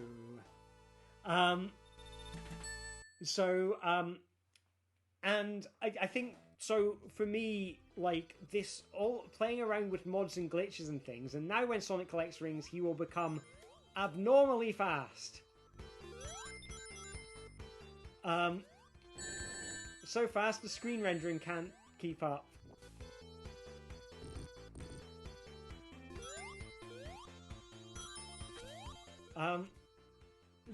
But personally, I find glitching has been quite a satisfying thing to play with, because it is satisfying whether or not it has an audience. It's fun just to play around with, and I think that's been kind of important. Is from a creativity standpoint, is finding things which you can make where the process of making them is satisfying enough in itself. That you don't need an audience for it to work. I do a lot of... I'm glad you think it's pure beauty. I think it's pure beauty. These I'm really happy with how some of these things have come out.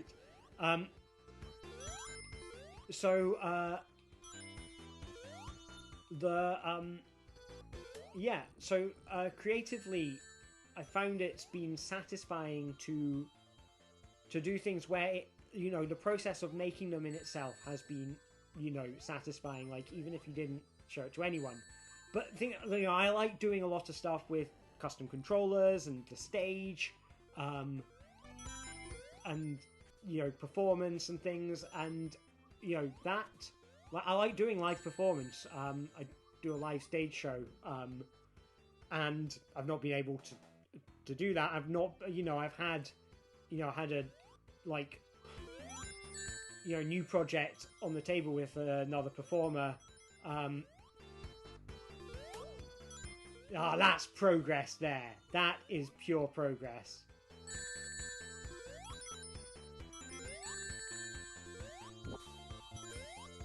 I have no idea where I am. There we go, I'm dead. Thanks very much, Elvie. Appreciate that. And I think Twitch, performing stuff on Twitch has been satisfying. So I really like, I've done stuff with a chessboard. That just sounds really dodgy, just saying, oh, I've done stuff with a chessboard, and leave it at that. And I think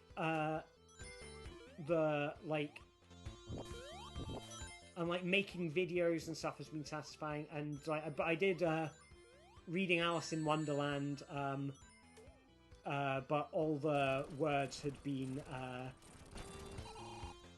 rearranged in a random order, and that was really satisfying to do. And there's something nice about, I guess, I like performing, and Twitch has been a way that I can continue doing that, but not everything translates to Twitch. So the stuff I do for my stage shows,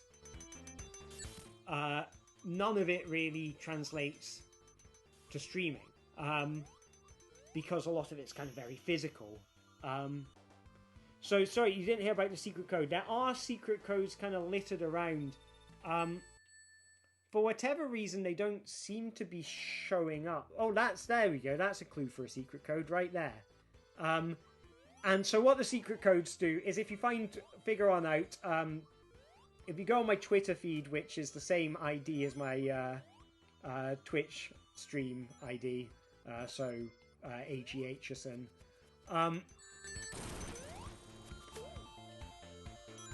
if you go there, there is... so it's... I'm looking for 3 numbers separated by hyphens. And Sonic is going extremely fast right now. So, I was having problems with this bit of the level earlier because you need to be standing on the rock while it's moving. And that was just with kind of normal level of fast. This is like super duper fast.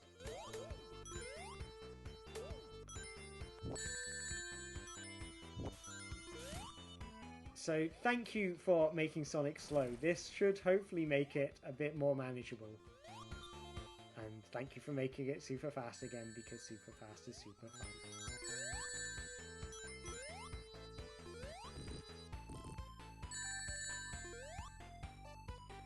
So the trick with this bit is I've got to try and figure out a way I can stand on that thing without dying. And unfortunately, I died.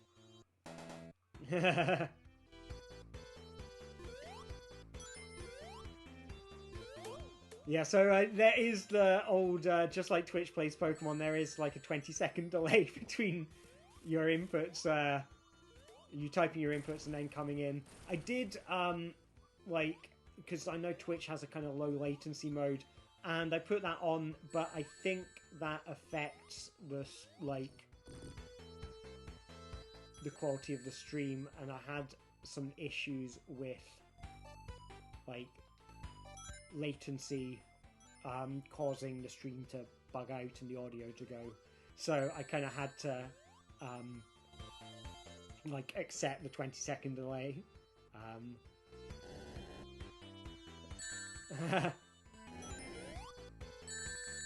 Right. Okay, so yes, so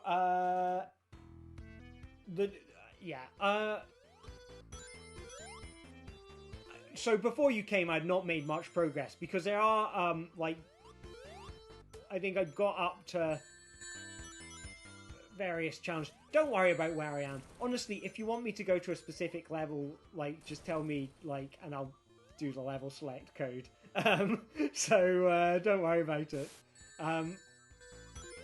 So this one, every time I collect a ring, it's going to write the number 0 into the level data at some unknown location.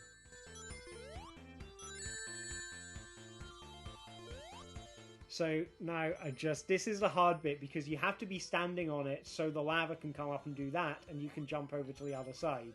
But you see all these holes in the world now. And I can see, down there, that's a hole. There's probably nothing down there.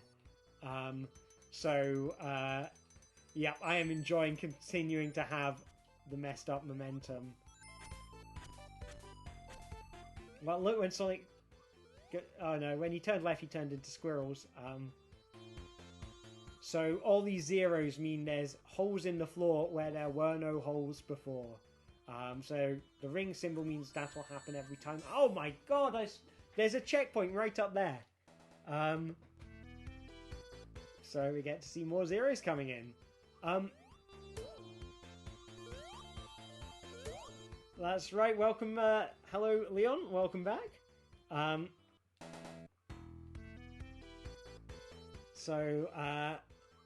Yeah, so right now we are playing with, the game can just die. So if you put in number 10, what number 10 will do is it will start writing random data anywhere on the cartridge. And sometimes that will cause the cartridge to just freeze. fortunately for us, I put in commands on, off, and reset. If you type in on, off, or reset, it will be like pressing the on button or the reset button on the console. So, you know, it continues playing. So I do have next to me, I would show it to the camera, but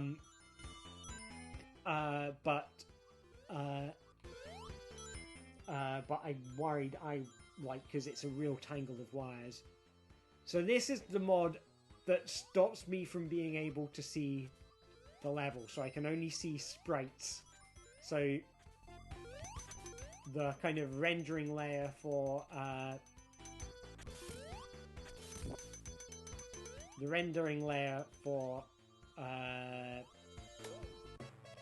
what's that other thing? For backgrounds has been deleted, so I can't see where I am.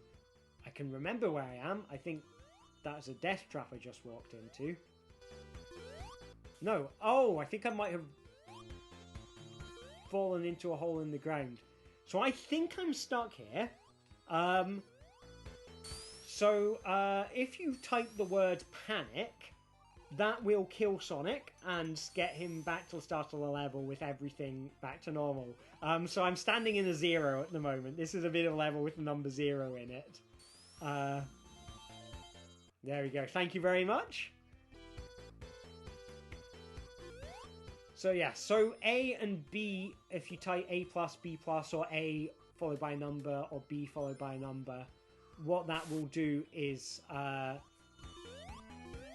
cause different things to be rendered.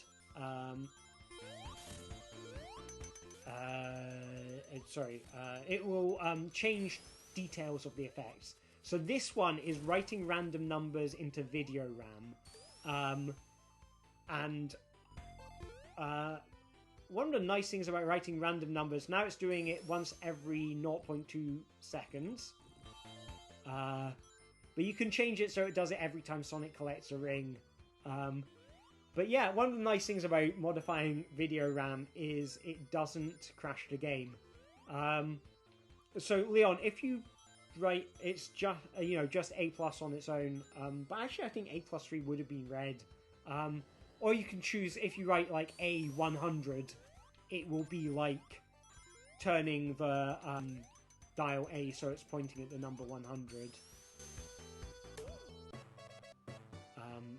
So feel free to try those. But I like this one because it's nice and pretty. I like all these kind of purple and green tones that you get with this one. It looks pretty. This would look nice on a t-shirt, you know?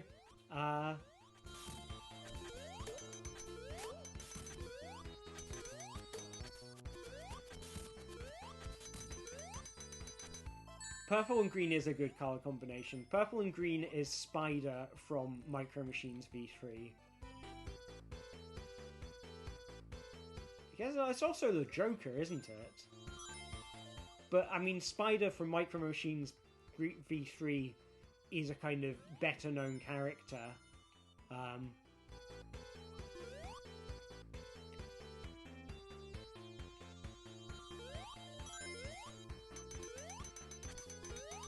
Is Green Goblin's purple and green?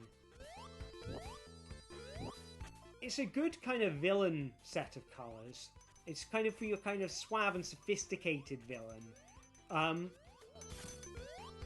In a way that, you know, Spider from Micro Machines V3 is very much the villain of that piece, you know.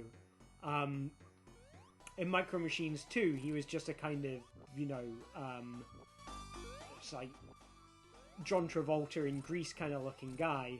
But, you know, once he, you know, went to Micro Machines V3 and got a purple and green car, he kind of, you know, he came into his own and took on a life of villainy. That was becoming increasingly harder to see. I wonder if that will affect, like, later bosses, if they'll become harder like this. Because it's kind of... like, this effect doesn't do a massive amount except look pretty. Unless you stay in one place. Like, and bosses require you to stay in one place. The screen doesn't move, so it all gets filled up. So this is random controls. So you see on the bottom left, it's showing me what the controls are now.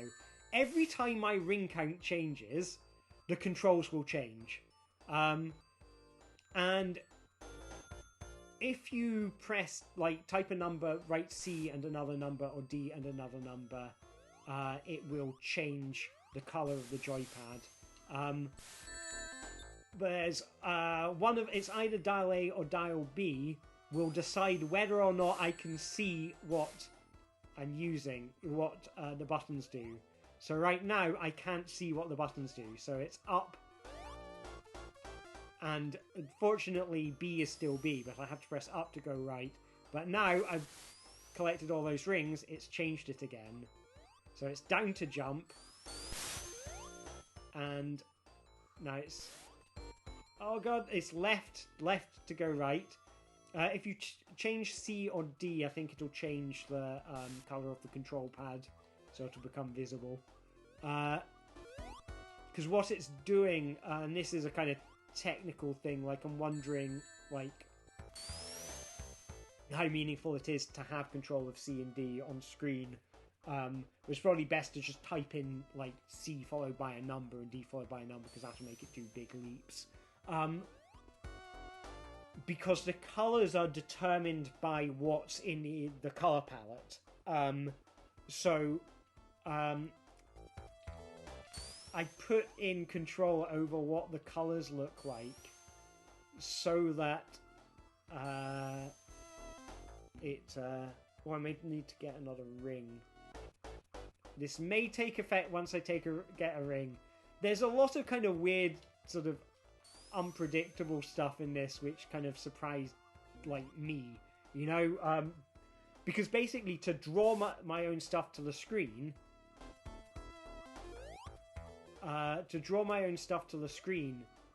what I'm doing is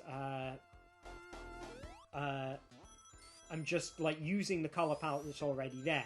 So if some values in the color palette map to black, or even, like, they map to colors that mean, like, the background should be drawn instead of me, or, you know, stuff like that. There we go, I can see! This is like a kind of almost a normal joypad. I mean, that's going to change, because I'm going to get some... I think this might be set to change every 30 or 60 seconds at the moment. And it'll be dial A or dial B that changes that, and I can't remember which one. Fortunately, I'm making progress.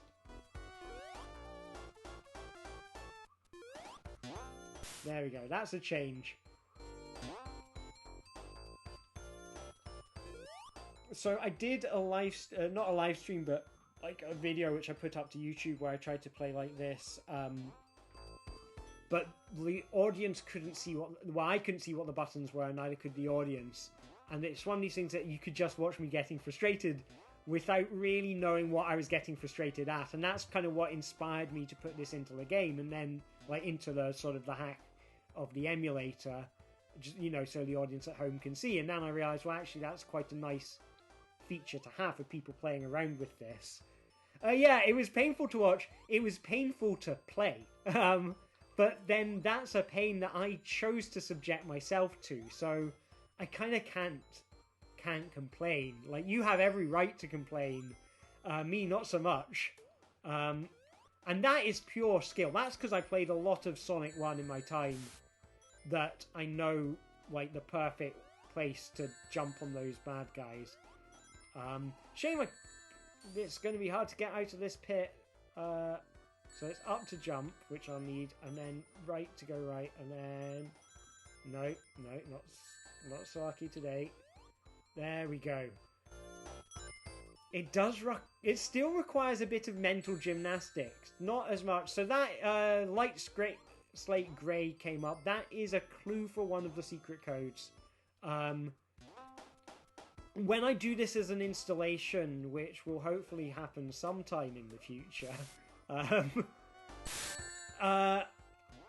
But when I have this as an installation, like, you know, at events and things, I want to have a space for people to put notes so they can, like, share over the course of a day what secret codes and things they've found, and really have that be an incentive for people to kind of engage with it long term. Because ultimately what I want people to do is, like, play around with this in different ways and see what comes out of it, like what it does to the experience, and, you know, what unexpected things they can cause to happen. If you put hyphens behind them and numbers don't contain if you put hyphens between them, and they shouldn't have letters in them, they should be like binary numbers, decimal numbers. This is nice. I like this one because it cycles through a lot of colours, and eventually it will cycle to the colours that will render the characters as entirely black, and it looks like those levels in Super Meat Boy where there's no colour, and where it's all in silhouette, and I really like that. And then Sonic comes back in again, and then very briefly you'll usually like snap to something that looks reasonable. There we go. So this is the challenge where each ring I collect removes some colour from the game. So well done, well done. I'm guessing that was light slate grey, wasn't it?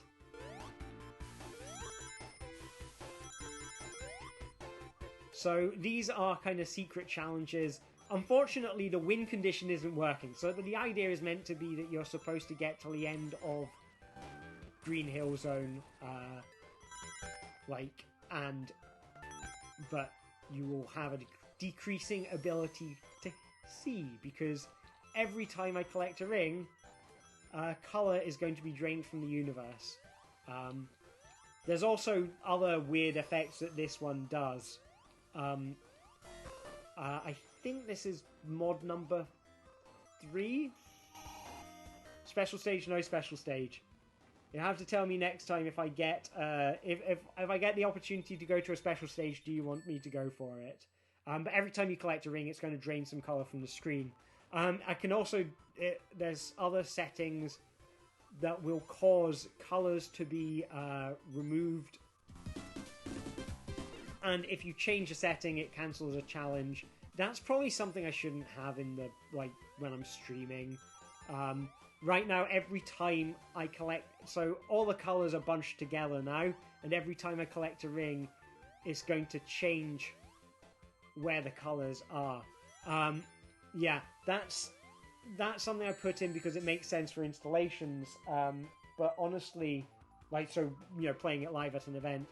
But honestly, I don't think I should have it on streaming because it's just unsatisfying when you do it by accident. But you can start the challenge again by typing in the number again. This is the the one which sorts the screen by color. So it's just got a random ordering for which color should get mapped where on the screen. And so all the blue, the ground, that checkerboard pattern in orange and dark brown, that is now entirely sorted from left to right. I have to figure out where I am from the changing colours. And if you change different settings, it should change the ordering. But I think I've got it set up. There's also a setting that means it'll change the ordering every time I collect a ring. So with this, I did you're asking how can I do anything like this? I just died. I think I know where I am. I think I'm on the sort of pits of spikes in the middle. It's slightly easier if you have it without so right now, every time the ordering of the colours is kind of random. But you can also get it to do it so that, I'm just running and jumping and hoping now. So I think I'm on a loop-de-loop, so if I run back a bit, and then I go around the loop-de-loop, And that's another loop-de-loop. That's a TV. But I don't know where it is. Am I near it? It's gone. It must have been behind me. And then I died.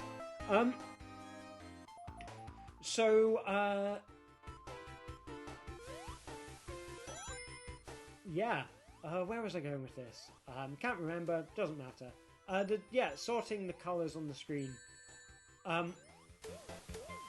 It's slightly easier if you have it sorted in the order they come in, because like all the colours for Sonic end up bunched together, so you can kind of roughly tell where Sonic is compared to other things. So I think there's a pit there.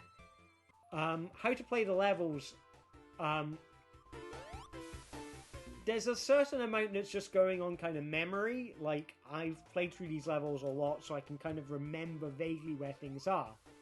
But you can also notice changing patterns that correspond to, like... So, if I keep on jumping and going to the right, like... You look at the way Sonic's moving there. He's just gone up a slope and landed up somewhere high. And now there's piranhas nearby. And now he's down low. That was a loop-de-loop. And now he's run to the right and he's knocked a TV out of a tree. Which I've now jumped on, and it gave me invincibility. So hopefully I can just run and jump, but there's a pit there. I have no idea where I am. I think I might be at the beginning of a level. So, given that I know where that is... So, there's the swinging back and forth platform. I'm pushing against some spikes.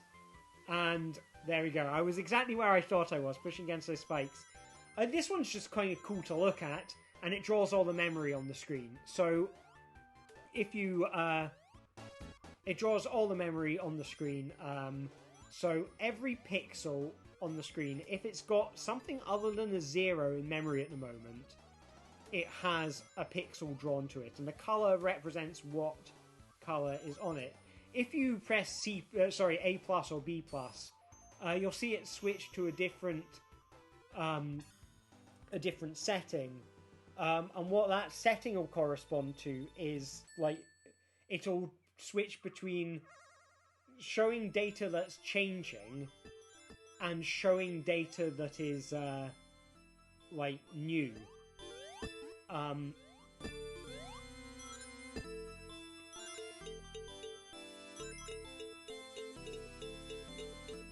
So, where was I? Yeah, showing data that's changing and showing data that's new. So,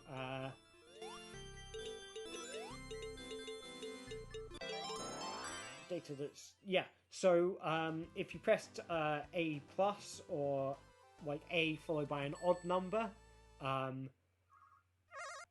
it will turn it into showing you just what data has changed between this session and the last. Between this frame and the last. So you'll see a lot less mess on the screen. So now, and honestly, I don't know why it should be showing changes, but it's not. I'm just going to tweak that on my end. Current changes. There we go. I've got the console with me with all the dials attached to it. But I don't want to suck your fun out by, like, doing it for you. But now you can see that flashing, those flashing things at the bottom, they correspond to the values that are changing. So I think there's this row of values that are all corresponding to what's on screen right now. And if I stand still, nothing happens. If I jump, they're changing around a bit. I think that's to do with Sonic. And then if I move, they all move. Which I think corresponds to what's on the screen moving around, like what should be rendered where. Not 100%. Oh, thank you very much, Robert. I appreciate that. That's very nice of you. So yeah, I mean, it's been a bit of a kind of passion project. Like, I kind of started playing around with it, like making mods and glitches and stuff, 4 years ago. It was summer 4 years ago. And it was one of these things that I was just doing because I wanted to see what would happen. And it was really satisfying. but I was never quite sure what to do with it. And I did things like, having a set of 4 buttons, which I'd actually created for another game. They're these 4 giant buttons on the end of long cables, and have it so each player has 1 button each, and the buttons change around what they do every 4 seconds. 4 seconds, 30 seconds, and you don't know what your button does until you press it, so you have to communicate with each other to try and tell each other what you need to do. And I did a bunch of stuff like that, and it was really fun, but I never figured out kind of what it was for. And then a couple of years ago, because I do an interactive stage show called The Incredible Playable Show, and I was asked to make some games for an awards ceremony at a games event out in Germany. I was doing it. I was kind of like the entertainment before they gave out the awards. And they'd had the show before and they liked it, and they said, "Oh, can you bring us anything new?" I thought, well, why don't I turn some of these glitchy stuff into kind of shows, games that people can compete in on stage and come up to stage, take a weird controller off me and compete in some weird challenges.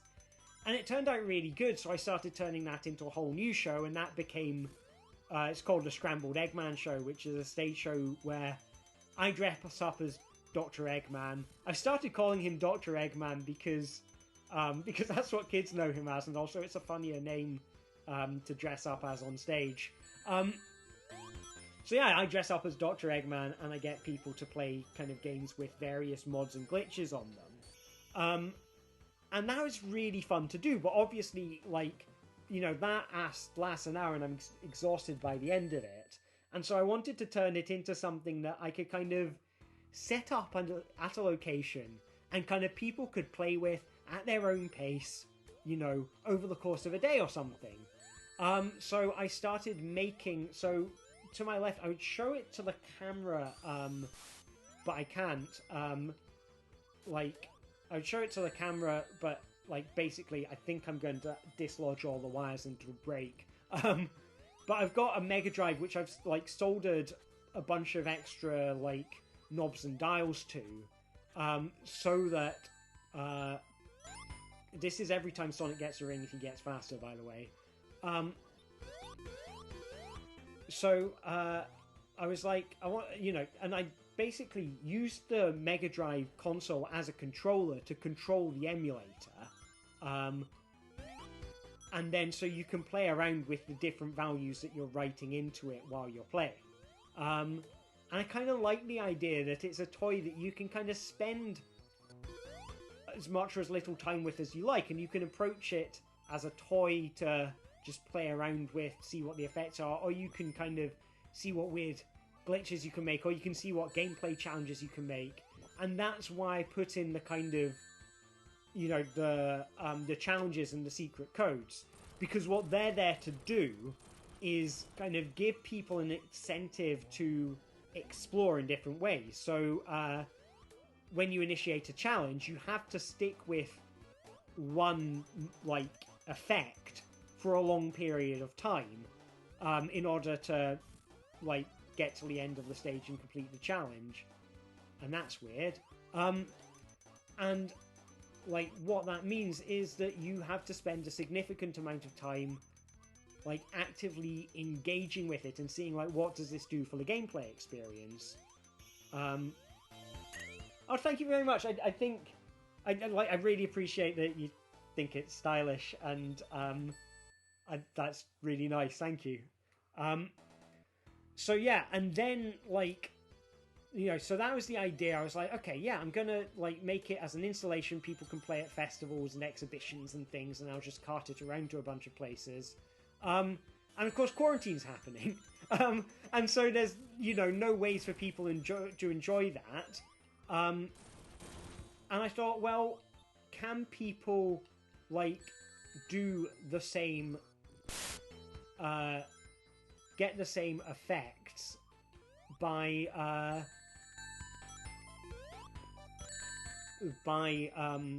typing into Twitch, and then you can have a similar experience and people can gather around it and play with it and see what different effects, they can make happen, and what kind of things this weird, object does, and so, and that's basically where we ended up here. I mean, from a technical side, all I'm really so I modded an emulator called GenesisPlus, which is an open source emulator, Mega Drive emulator for Mac, and I know Objective-C because I used to write iPhone games in it, in between 2011 and 2015. So I did a lot of Objective-C programming, which meant it was great for me because I was already kind of well equipped to write for it. So most of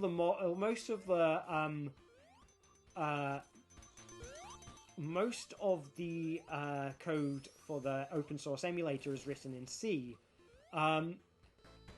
but I know enough C, as in I can kind of intuit what's going on, and I can write hooks basically into it in Objective-C and write in something that I know, and that's kind of that's how I did all of that.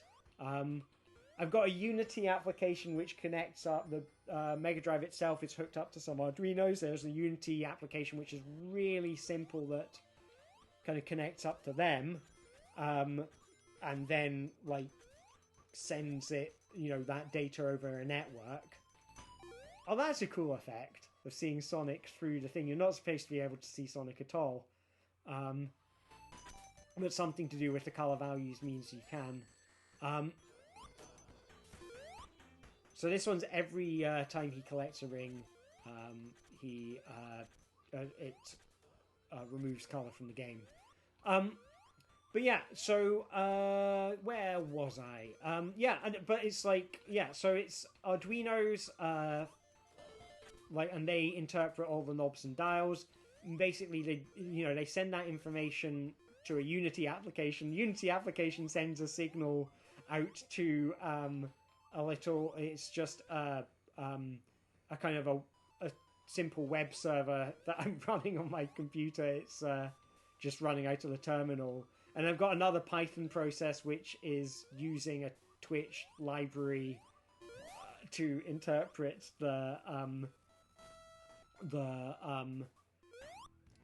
which is interpreting the input from Twitch chat.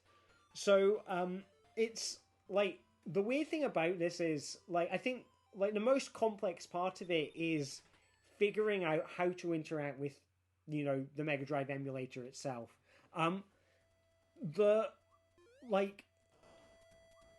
What's kind of odd about it is that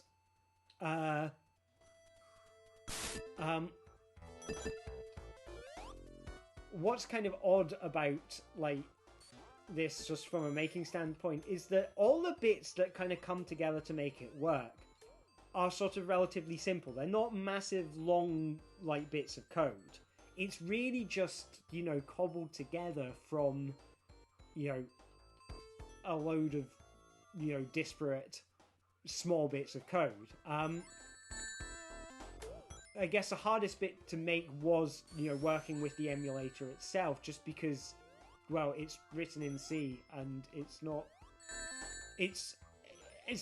I wouldn't call it badly commented, but it's commented for people who know how a Mega Drive works already, and I did not know how a Mega Drive worked already. I'd read little bits and bobs online, and had, was able to figure out some stuff from that. But by and large, there's been a lot of, changing random values and seeing what they do. And then once I find something satisfying, going, okay, can I write some Objective-C code that will, allow me to intentionally change those, values. But yeah, so this one is the one that writes random numbers into video RAM. So I think if you change the A and B dials on this, it will change when it does it. So right now I think it's set. It was set to change to write stuff basically 5 times a second. Now it's doing it every time I collect a ring. The C and D affect the colors of like text that appears on screen and the color of Einstein there. And if you set different numbers, you should see the text appear in different colors. One of the things I need to change with that is it's really easy to end up with just all the colors are black, and then text just doesn't appear. So I think it's mod 8 is the weird controls, and it uses the text color to figure out what color it should draw the controller in. And it's very easy for that to just end up a black splodge at the moment. So I need to figure out how to like make that better.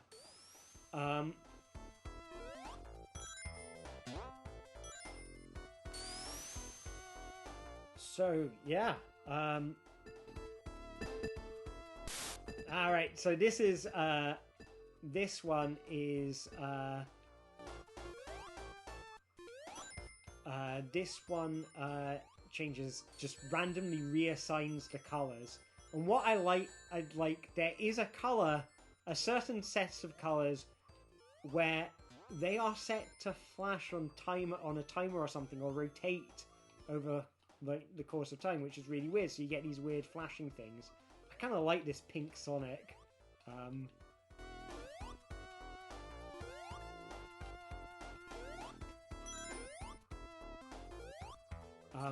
So yeah, there are some values with this particular graphical mod that will there are some colors that will like certain settings will end up, and I don't know what causes it, but they'll end up with like sprites will become silhouettes, and it looks like those levels in Super Meat Boy.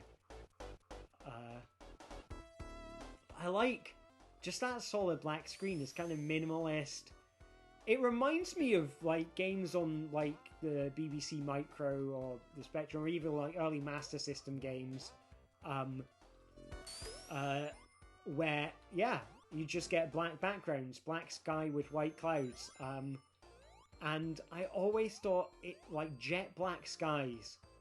Look, there was something off about them. There was something kind of disconcerting about a game where there was a jet black sky, particularly like PC games, early DOS games. The only one I can think of where it wasn't disconcerting was Lemmings. My brother and I had Lemmings on the Master System, and that had a lot of jet black backgrounds. I don't remember ever thinking Lemmings was slightly disconcerting. But I feel like there's lots of... Oh, it's this bit. I always go down before I go up on that bit. Like, I've been playing this game for, like... 26 years. I mean, not constantly, obviously, but I still always go down at that bit instead of up, and then have to climb the way up. But yeah, this looks really retro. It looks kind of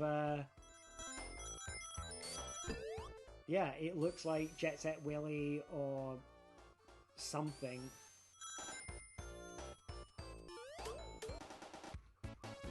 But yeah, I don't know. I mean, do any of you find like jet black backgrounds in 2D games disconcerting? And you used to see them a lot, and I think there's a combination of things I just don't understand. It's like it's not just it looks disconcerting, but like why would you put it in if it looks so disconcerting? I'm pretty sure in the original Super Mario Brothers, there's like a world with like white bushes and jet black sky, and it's like I don't know. I feel like there's something off about that world. I don't know what it is. But this is pure disco. Like, if this had been like the actual game, like if Sega had released it like that, I think people would be going, is it World 3? Right, that makes sense. I think that's because I've only ever played it on like 3DS and Switch on on the emulated version from the eShop, and never got far in it. Even though I did really like it, like I think like it's the thing that sort of surprised me about the very first Mario game. Sorry, Super Mario Bros. It wasn't the first Mario game. It was Donkey Kong. All right, now you're making it nice and hard for me. Thank you. Now we've got all the colors sorted. This is going to be nice and difficult. So I need to figure out how to get across these pits with the things moving back and forth. Okay, so I've got the things moving back and forth. I don't know. I don't think I have any rings. I've got to defeat Dr. Robotnik. I don't know when I'm at the end of the platform either.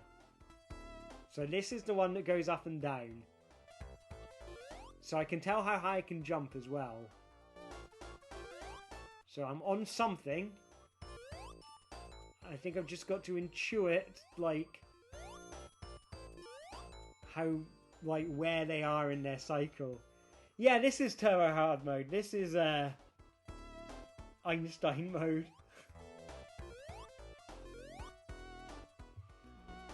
So, like, the question is, do I try to figure it out? Or do I just try to jump randomly, like...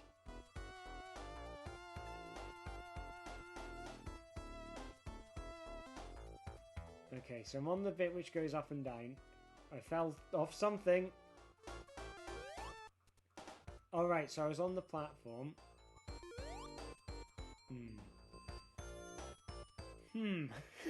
Someone save me, please. Oh, God.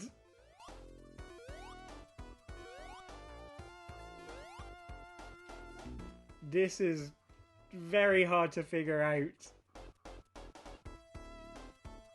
I'm gonna go left and so there's some... Okay, there's rings over there. I'm gonna just run and jump and hope. That doesn't work. But thank you for some brief... This is slightly better. So now I've got... I can't see the background, but I can see sprites. So that's good. This should be enough to see Robotnik. Now, if you tweak A and B, if you set... Just type B followed by random numbers, try and not make them, like... try and make them prime numbers or something. You'll probably get it to a state where I can only see the background. And that'll make it very hard to defeat Robotnik.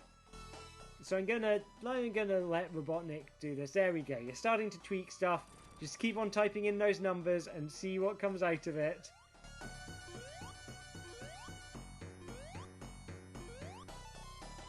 I don't know how big the delay is on this, so... Oh, that was... I think it might cycle like modulo 16 or something. So try like A plus or B plus.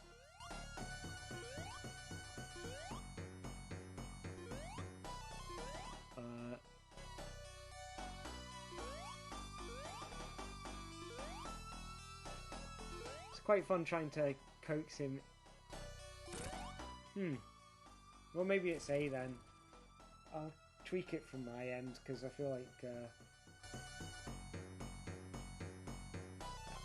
Let's tweak it from my end because... Aha! Right. This one's quite odd. There we go.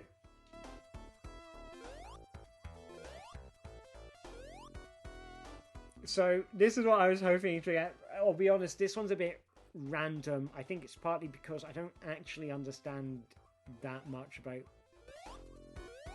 how the colours work on a Mega Drive. So, there we go. This is brutally hard. So I've got to try and figure out how to... See, I don't even know if it's safe to jump on. But, okay, so I can move left and right now. So I'm on top.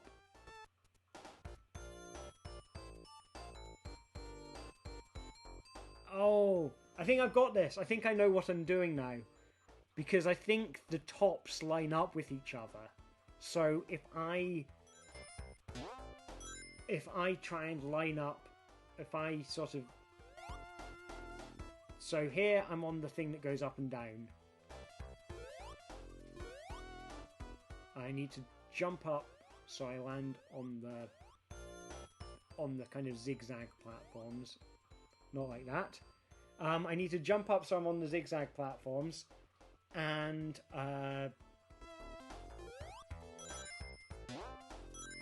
once I'm on the zigzags,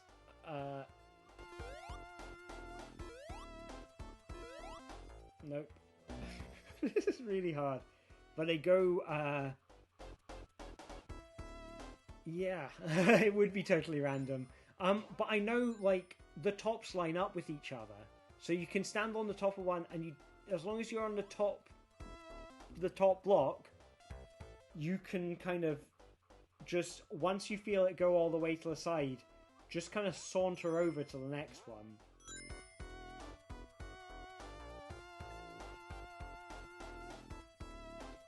So I can even feel... So I could see Sonic being pushed away. It's weird, you know, the sensation's almost like feeling it. I don't know how else to describe it. But if Sonic stands at the edge of this bit here, and then at some point he's going to get pushed back. Hopefully. I mean, he might not. Or not.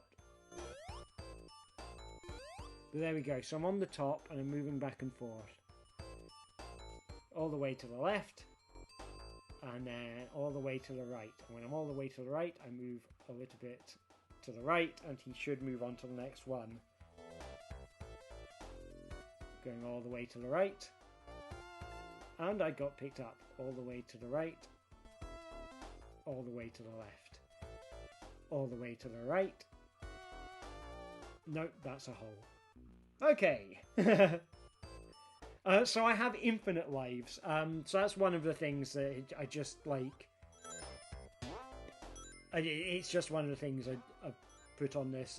It's actually what it's doing is every second it's writing to RAM to say that I've got 5 lives.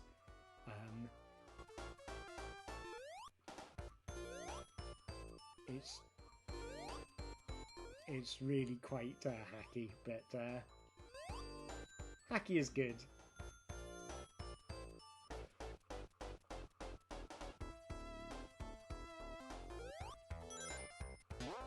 So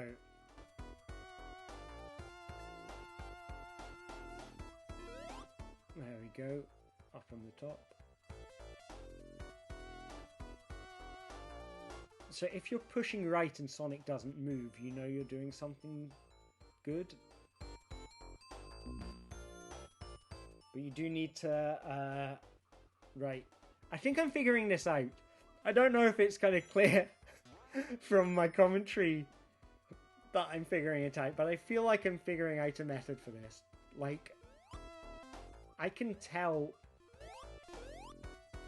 like, when the platform is all the way over on one side.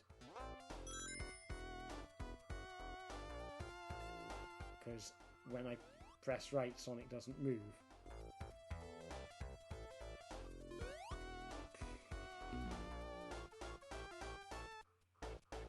This is hard.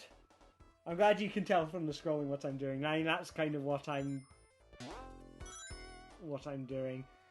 I do think it's interesting that Sonic, like, the fact that Sonic is always in the middle of the screen is kind of, you can use that to intuitively navigate that, and I think that's something that you do as a player, like, even when you're, like, not using one of these kind of things. I think we do it in a lot of games, but just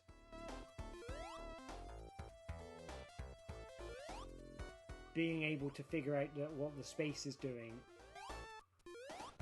by whether or not the background's moving. Sorry, by assuming that your character will be in the center of the screen.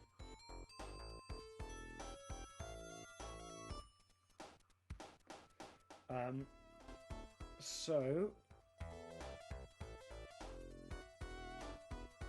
no, I can't remember if this is the last one or not.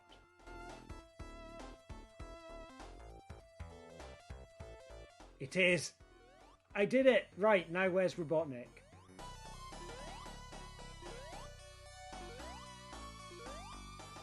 I am just jumping and pressing left and right. I have not got the foggiest idea of where Robotnik is. Oh, did I hit him?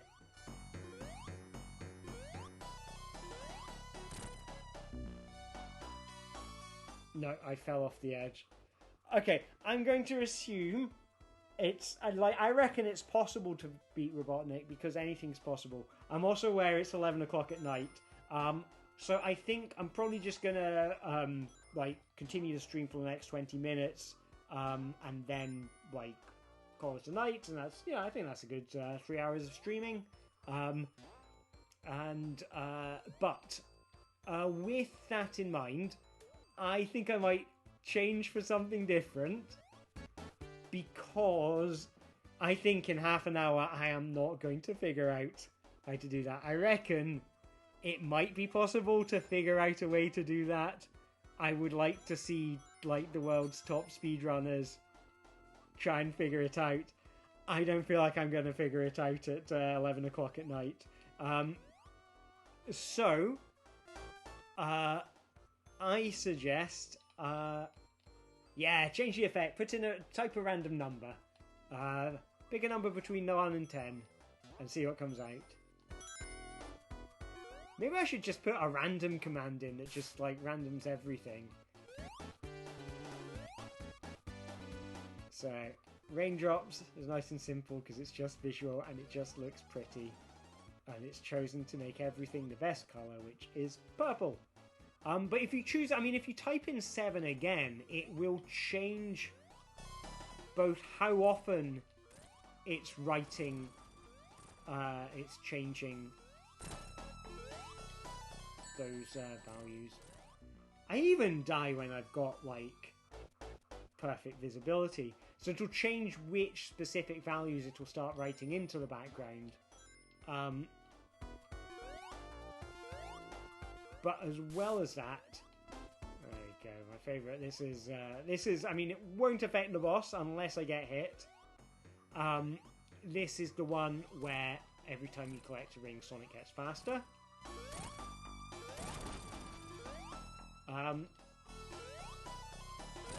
But every time you type in one of those numbers, it will also choose a kind of random variation on that setting as well. So you can kind of, so you can type in the same number again and get a slightly different effect. So the controller I'm playing with is there we go, you can see it. It's an authentic Sega Mega Drive controller. Just holding up here.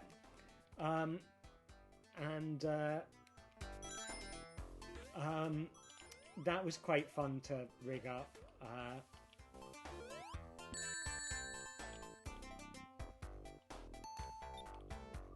Lava and Stone's quite fun with the speed mods because the water changes Sonic's momentum, so he kind of, when he goes in or out of water, it resets. But it also means that you can make Sonic go, faster than he's supposed to underwater. And, for a period, it kind of fixes that thing that makes the water frustrating, which is that Sonic Sonic is slow in water.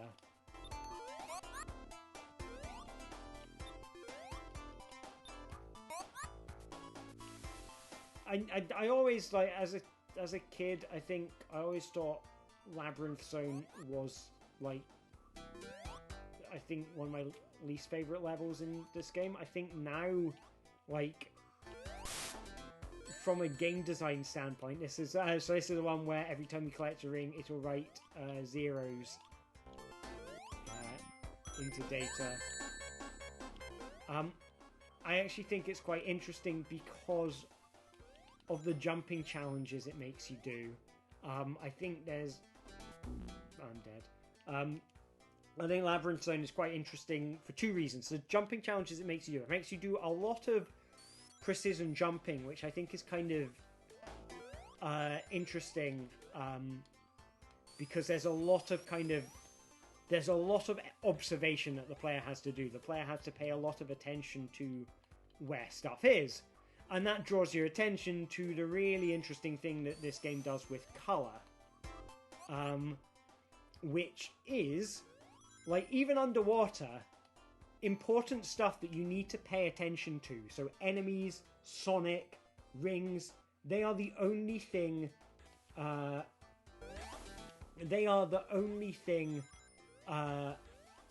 that has white on them. For the most part. There's some exceptions, but by and large, if you see white in this game, it is attached to something that's meaningful to pay attention to, which makes it kind of easy to read the game at a glance. And I think that's really interesting, and of course that becomes, like, more obvious in Labyrinth Zone for two reasons. One being that you have to pay more attention. This may have become solvable. One is that you have to pay... No, I mean, I think Labyrinth is quite well designed as well. I do quite like it now, but as a kid I didn't used to.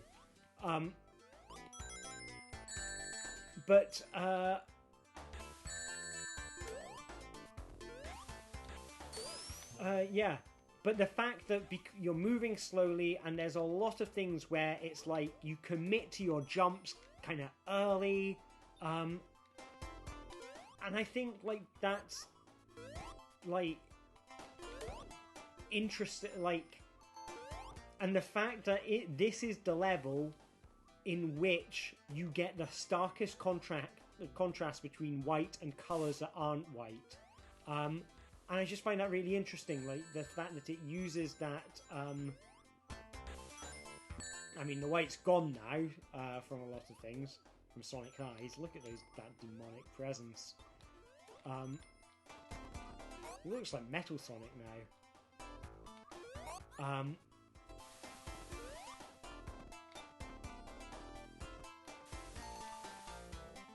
But yeah,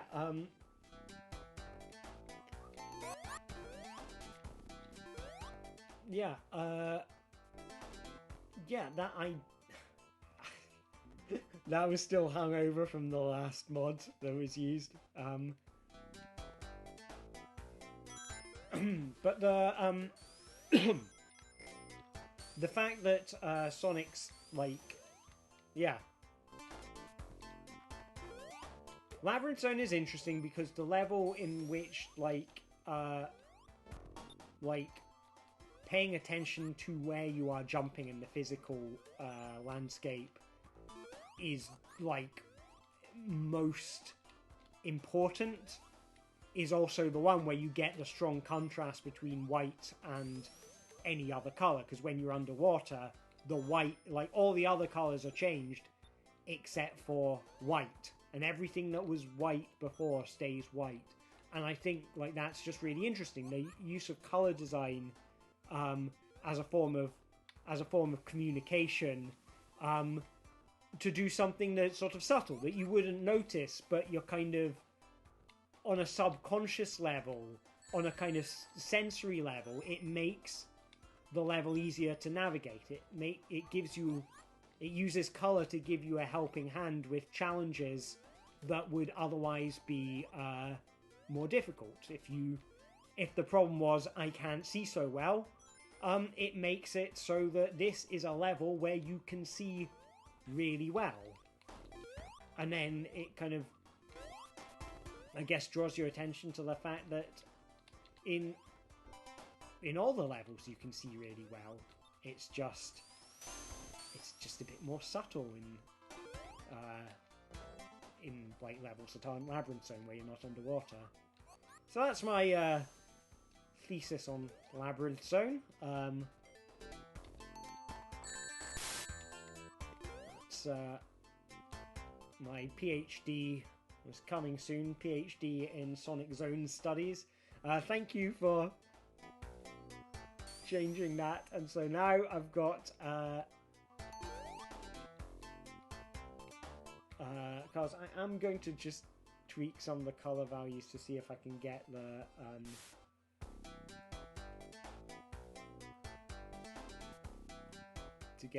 oh wow, it's gone invisible anyway. Oh no, it's back. There we go.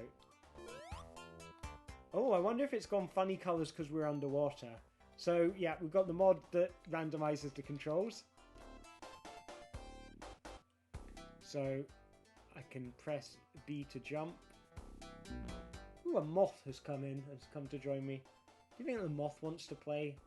Do you think moths like Sonic? They probably do. Everyone likes Sonic.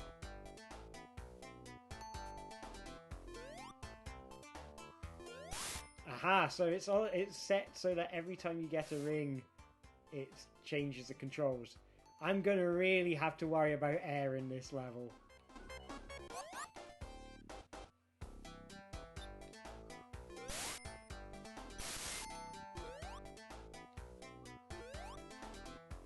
Every time I collect a ring, I have to, like, remap in my head what colour is which. Fortunately, I don't have to worry about water, but those spikes and those spears are nasty. That's a real nasty trap.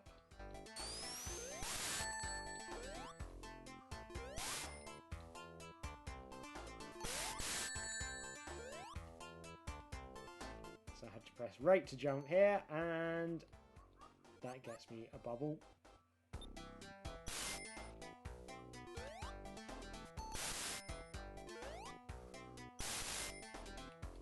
So, okay, this is nice and simple, right and down. What's really hard with this one is when your controls are on opposite sides of the directional pad, because it means that you can't press them both at the same time. So, like, if left was jump and right was right, and I needed to, like, and then you can't run without jumping. And that gets really complicated. Oh god, that bandit's gonna be the death of me. Please don't come this way.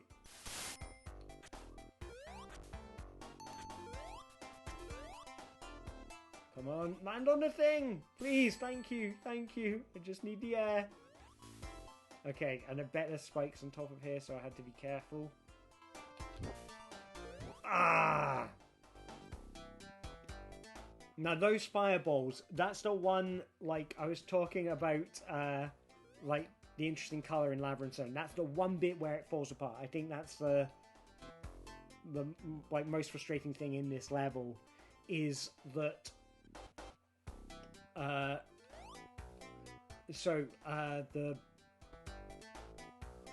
when fireballs are shot underwater, like, they should have some white or something on them, because they are really quite hard to see at a glance, and, you know, they're tiny and they're a real muted colour. And I think, like, I would really, like, it's the one place where I feel like the great use of colour, because I think this game uses colour really well, but it's the one place where I feel like it falls down, is that particular trap. those little heads, which the sort of dragon heads, which spit fireballs at you. So this is a different variation on number 8 now. And it's changing the controls every...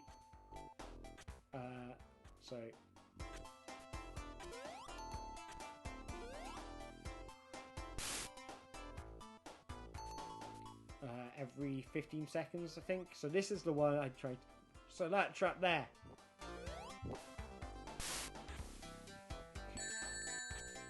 This is really hard. Alright, so it's right to jump now. But by the time I get to the top, it'll change. I have to press all the buttons to figure out what it is. So it's down to run, A to jump. There we go.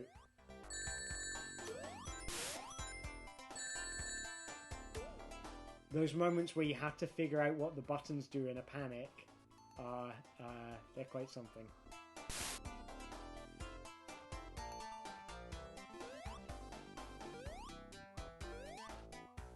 So it's up to jump and down to run. Come on, come on, air, air, air. I've heard people say like that tune, the Sonic drowning tune, like used to give them like nightmares. Like they can't still hear it now without getting some kind of level of anxiety. And I find that really interesting. So the first Sonic game I played was Sonic 1 on the Master System, which my brother got for Christmas when I was 5. And like the drowning sound effect was just a beep, beep, beep, and that got faster and eventually became beep, beep, beep, beep, beep, beep, beep, beep, beep, beep, beep, beep, beep, beep, beep, beep. And it was much less terrifying. And maybe by the time like I got, played this and it had the music and everything, like I kind of already grown accustomed to the idea of Sonic drowning. So the music wasn't panic inducing. It was just like, oh wow, that's better than beep. So yeah, but it's funny that people have that reaction to the Sonic drowning music. It is interesting, like, so performing Dr. Eggman on the stage, like you do get like lots of people seem to have Sonic related memories, even if they didn't have it, even if they didn't own a copy of Sonic, they often knew someone who did, and and have memories. And it's funny, like I guess it could be, maybe it's a European thing. I don't feel like I've had the same thing with Super Mario Brothers. And I know that apparently Super Mario, like the Nintendo NES, wasn't that popular in Europe.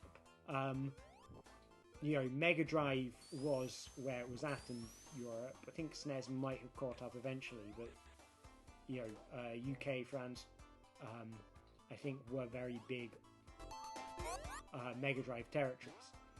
So I don't know if I can't remember what I'm supposed to do in this bit. Oh yeah, there's a TV up there with a... Is it that TV has a button under it? But yeah. CD doesn't...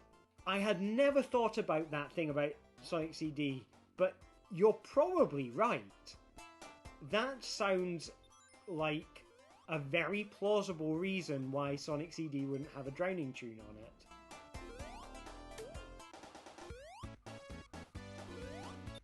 Now, my relationship with Sonic CD, I got that for my birthday when I was... I think it was my 9th birthday, and I got the PC version, which had the American soundtrack. So that was my soundtrack for that game. I really like Sonic CD. But it's so interesting, especially when you compare it to Sonic 2, and like, 'cause Sonic 2 apparently they were made at a very similar time, with Sonic 2 being like largely put together in America and Sonic CD being largely put together in Japan. And like, you know, because of like the particular set of staff who is on it, it's like, it's seen as being the game if the like the kind of the character designers and like world designers or something from Sonic 1, you know, they stayed on with Sonic CD, and it's kind of like, you know, it's almost like it's their vision of what the next step for Sonic would be. And it's interesting, like, the differences between Sonic 2 and Sonic CD, like how they're very different ideas of how do you move Sonic 1 on to the next level. You know, Sonic 1 is much more fluid and flowing, and you never really stop. And, it, you know, it has this strong relationship to speed, because, you know, Sonic speed is, well, most of the levels you can zip through quite fast, you know, or at least you can run without stopping. You're not fast in the way that you're fast in, like, say, Sonic Rush, but you are, you know, you are constantly fluid, never stopping. Sonic CD, there's a lot more kind of stop-start in that, but what it's using speed for is, you know, you've got all these springs, and you've got these kind of weird patterns of springs and ramps and things, and it's kind of using speed in a different way, because it's using speed to go, like, as a toy to play with, almost like a skate park in Tony Hawk's or something. And your incentive to engage with speed is traveling through time. So, you know, you find these kind of, you know, sections in the level where, because of a combination of springs and ramps, you are, you know, you can build up enough speed to travel through time. And so you're kind of engaging with the level layouts in a very different way. You know, you're more conscious of your, you know, interactions with the physics, and that's kind of interesting. Yes, it does have a kind of similar, like, similar kind of level style to Sonic 1. And then, but like, the thing that's different is these kind of, you know, there's a lot of these kind of like spring and ramp sections where you're bouncing around between stuff. Yeah, I guess it's sort of between Sonic 2 and Sonic CD, like, what's, like, they are both about speed. In a way, like, arguably, like, Sonic 1 isn't about. Sonic's about momentum. Sonic 1 is about fluidity, you know? But it's not necessarily about speed, you know? There are, like, 3 zones in which you can move fast, and 3 zones in which you simply can't, you know? Whereas Sonic 2 never stops being about speed, and then, you know, or rarely stops being about speed. And Sonic CD, like, you're using speed as a tool to do stuff, you know? And that's kind of interesting. But it also, like, it means, I don't know, I think, because I was thinking about this today, like, the sort of the memorable bits of level design in Sonic CD are kind of harder to pin down. I don't know why I died. They are kind of harder to pin down because you're, like, in Sonic CD, you are, you know, the exciting bits of level that you engage with tend to be sort of that you kind of remember what they are. They tend to be specific bits of level, you know, like that section in Tidal Tempest where you can bounce between the 2 springs and travel through time. And that's interesting because it's the memorable segment where, you know, because it allows you to engage with the time travel mechanic. But, like, you know, like, the secret, the angel in Wacky Workbench. I know I found the angel in Wacky Workbench. I can't remember where it is. I think I could. There's one squiggly tube in Wacky Workbench that is kind of memorable, and a couple of bits with 2 CDs stuck together. But like the level layout, I could not. Like it would be hard for me to imagine a level layout from Wacky Workbench, you know. And I kind of feel like Sonic 2 has this level of simplicity to the levels that makes it kind of easier to remember where everything is, and sort of, and as a consequence, easier to remember, like, you know, for these, you know, levels to stick in your mind as long-lasting memories. And there's a lot more kind of bits in it where it's like, here is a memorable moment, here is a memorable thing happening, you know. You know, you look at, say, Wing Fortress Zone, and you could probably identify, you could refer to every single bit in that level as the bit where ... and you can choose how you complete ... you know, where, I know I'm comparing apples to oranges, like here, Wacky Workbench and Wing Fortress, but you know, in Sonic CD, there is no equivalent to Wing Fortress. You know, Wing Fortress is this level where every single segment, you know, you arrive on the plane, you know, you get onto the lower bit of the deck, you have to, like, there's the things that make you fly, and then, you know, you go up onto the top of the plane, and then you go, like, then you have to jump on top of the cannons. And, you know, all of these things are bits which you can point to and say, this is the interesting moment. And I feel like it has a kind of opportunity to have these kind of memorable moments because the levels are that much less complex. I guess, you know, it's not to say that Sonic 2 is better than Sonic CD or Sonic CD is better than Sonic 2, but I think it's interesting the ways in which they're different.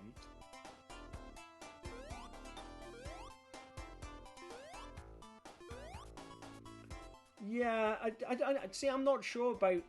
Maybe I need to play them side by side, because my kind of gut feeling is that Sonic 2 has kind of more memorable landmarks than Sonic CD, but then...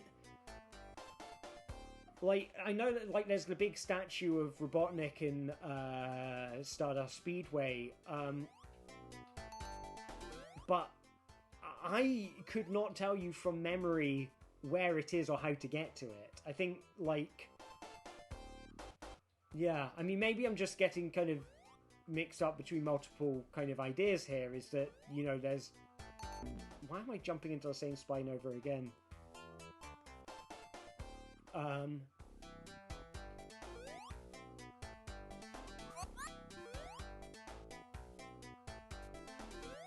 Like, Tidal Tempest has... There's the tube with the... you go around the tube and you can see the Badnik generator is in the middle of it. And I think, like, that and the two springs that face each other in Tidal Tempest. Like, those are the bits I remember from Tidal Tempest as kind of landmarks. And I think they're interesting because one of them, the two springs, are entirely, you know, these are the mechanics, engage with them.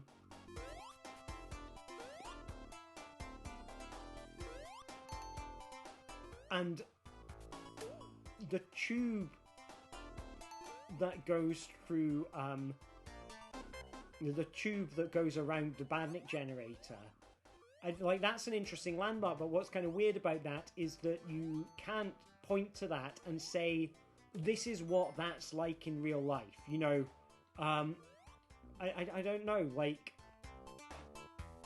I don't know, maybe I'm not really getting it because I'm struggling to wrap my head around it.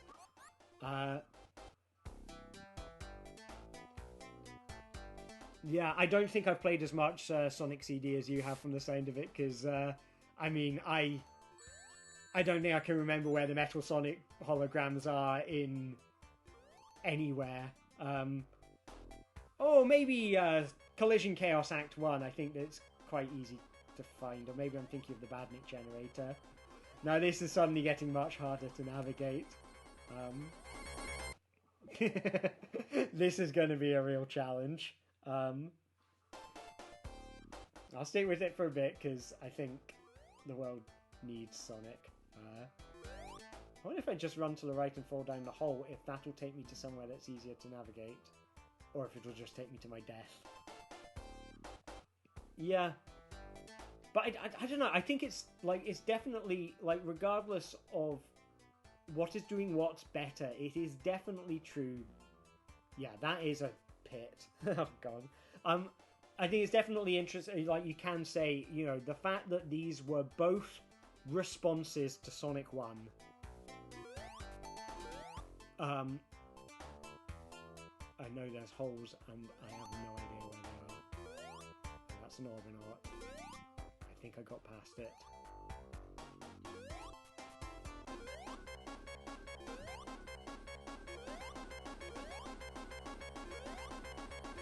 I'm doing little hops.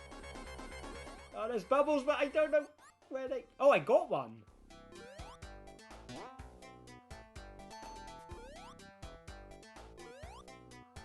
But I think, so it's interesting to compare them side by side, because, yeah, they both had... I can't believe I accurately jumped on that Orbinaut there. That's a level of skill that I thought was beneath me. It's good that I can kind of remember where some of this stuff was. Because I can see the bubbles going up, I know I am... Oh no! I did... So I am making progress.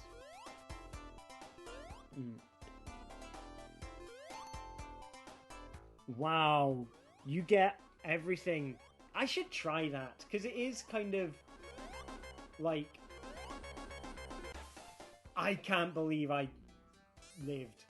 I feel like that is a... the fact that I lived there is a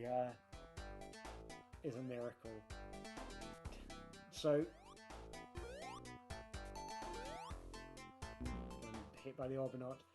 Yeah, I should give that a go, because I think that's the thing, is that I definitely found it much easier to get the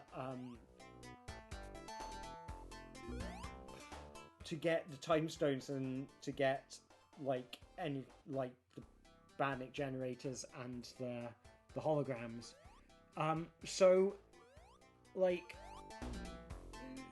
So I would never really engage with that, but that is the thing that encourages you to engage with the landscape and the time travel mechanic, because you have to keep on going back in time. Yeah, you have to keep on going back in time, and that forces you to find the bits of the level where you can go fast. So you are engaging with the exploration, you are engaging with the going fast,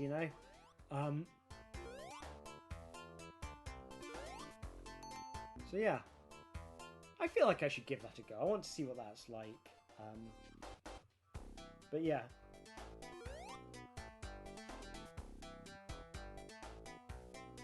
The Generator and Wacky Workbench Act one is really cryptic. I feel like there's one where you have to kind of jump off the edge and go to the left at the beginning, but that might be where the angel statue is. Which, if it's true, that negates everything I just said about not knowing where, I can't remember where the angel statue is, just that I found it. There's definitely one bit where you sort of jump on the kind of thing at the beginning which launches you really fast, and then when you fall off it, you go to the left and go under the track that it was propelling you along. I think this might be me. It's 11:30, and I think it might be time for me to go to bed now. So, what I suggest is, what would be cool is if we finish off by typing in number 10, and just seeing what state we can get it to before it breaks, and because that always creates nice music as well, and maybe it's a good way to go to bed with a lullaby. Am I talking about the Wacky Workbench Act 2 generator? Right. Thank you very much for number 10. Let's see what it ends up doing. It might do it based on rings. I can't remember what setting this is on. Oh, no, that's some glitchy stuff starting to appear. So thanks very much to all of you who've, like, stuck around, who've played around with it. I hope you're enjoying the experience. It is harder to play with Einstein in a way. That's cool. I'm going to switch it off and on again and just... Oh, was that a genuine crash? I might have even crashed the controller. I'll play a few more of these just to get some nice sounds as a lullaby. But thank you very much to all of you who've come along and played and or just watched. It's really cool to well, to have you here to to test it. I'm glad you all had that you had fun with it.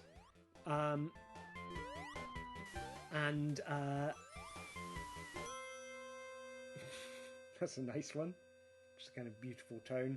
I'm glad you all had fun with it. I'll probably do this again. I might get add some more features to it and tweaks and things. I'm enjoying working on this. I mean, long term, what I'd love to do is turn this into a physical thing. I've got a CRT TV. I really want to take it around to different events and basically give people different ways that they can play with it, and give people different ways that they can play with it, and set it up in an exhibition so people can spend a long time sat in front of a CRT TV having their eyes melted by this weird stuff, and that will be the dream. So hopefully that's something that will happen. I have no idea what that is in the middle of the screen, but there's more of them and they're appearing. The music's gone good.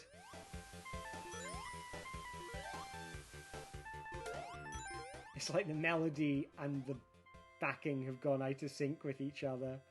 I'm having fun with playing around with these, so I think 2 more and then I'll sign out for the night.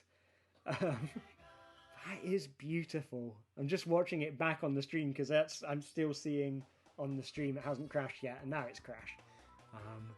Just in time for me to start one more. So it's writing the number 14 every time I collect a ring. Oh, there it is again!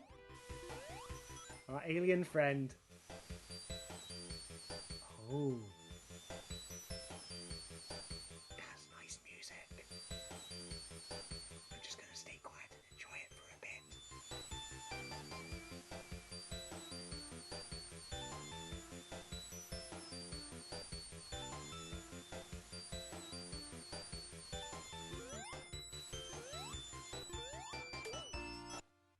And now the music's gone. Alright, one more horrific glitch for the road. Dog whistle edition. If I hear a lot of barking suddenly, I know it's my own fault. Let's, oh wow, that was quick.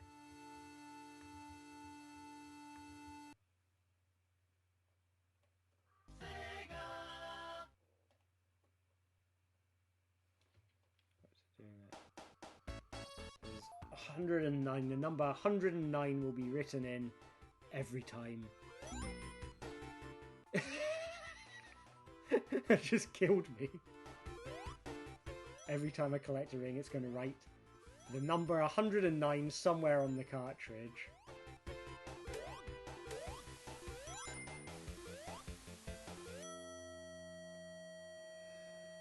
Well, I think that's me for the night. Thank you very much, everyone who's come along. Thank you so much for playing. Thank you for watching. Be sure to check in. My Twitter is AGHerson, and that's where I usually be posting about future streams. And so follow me on there, send me a message and say hi. And yeah, I hope you all have a lovely evening or day or, whatever time zone you're in. And, well, I look forward to showing you even more weird stuff down the line. So have a fantastic evening and take care of yourselves. And I bid you all a wonderful good night. Bye-bye. I'll find the mice.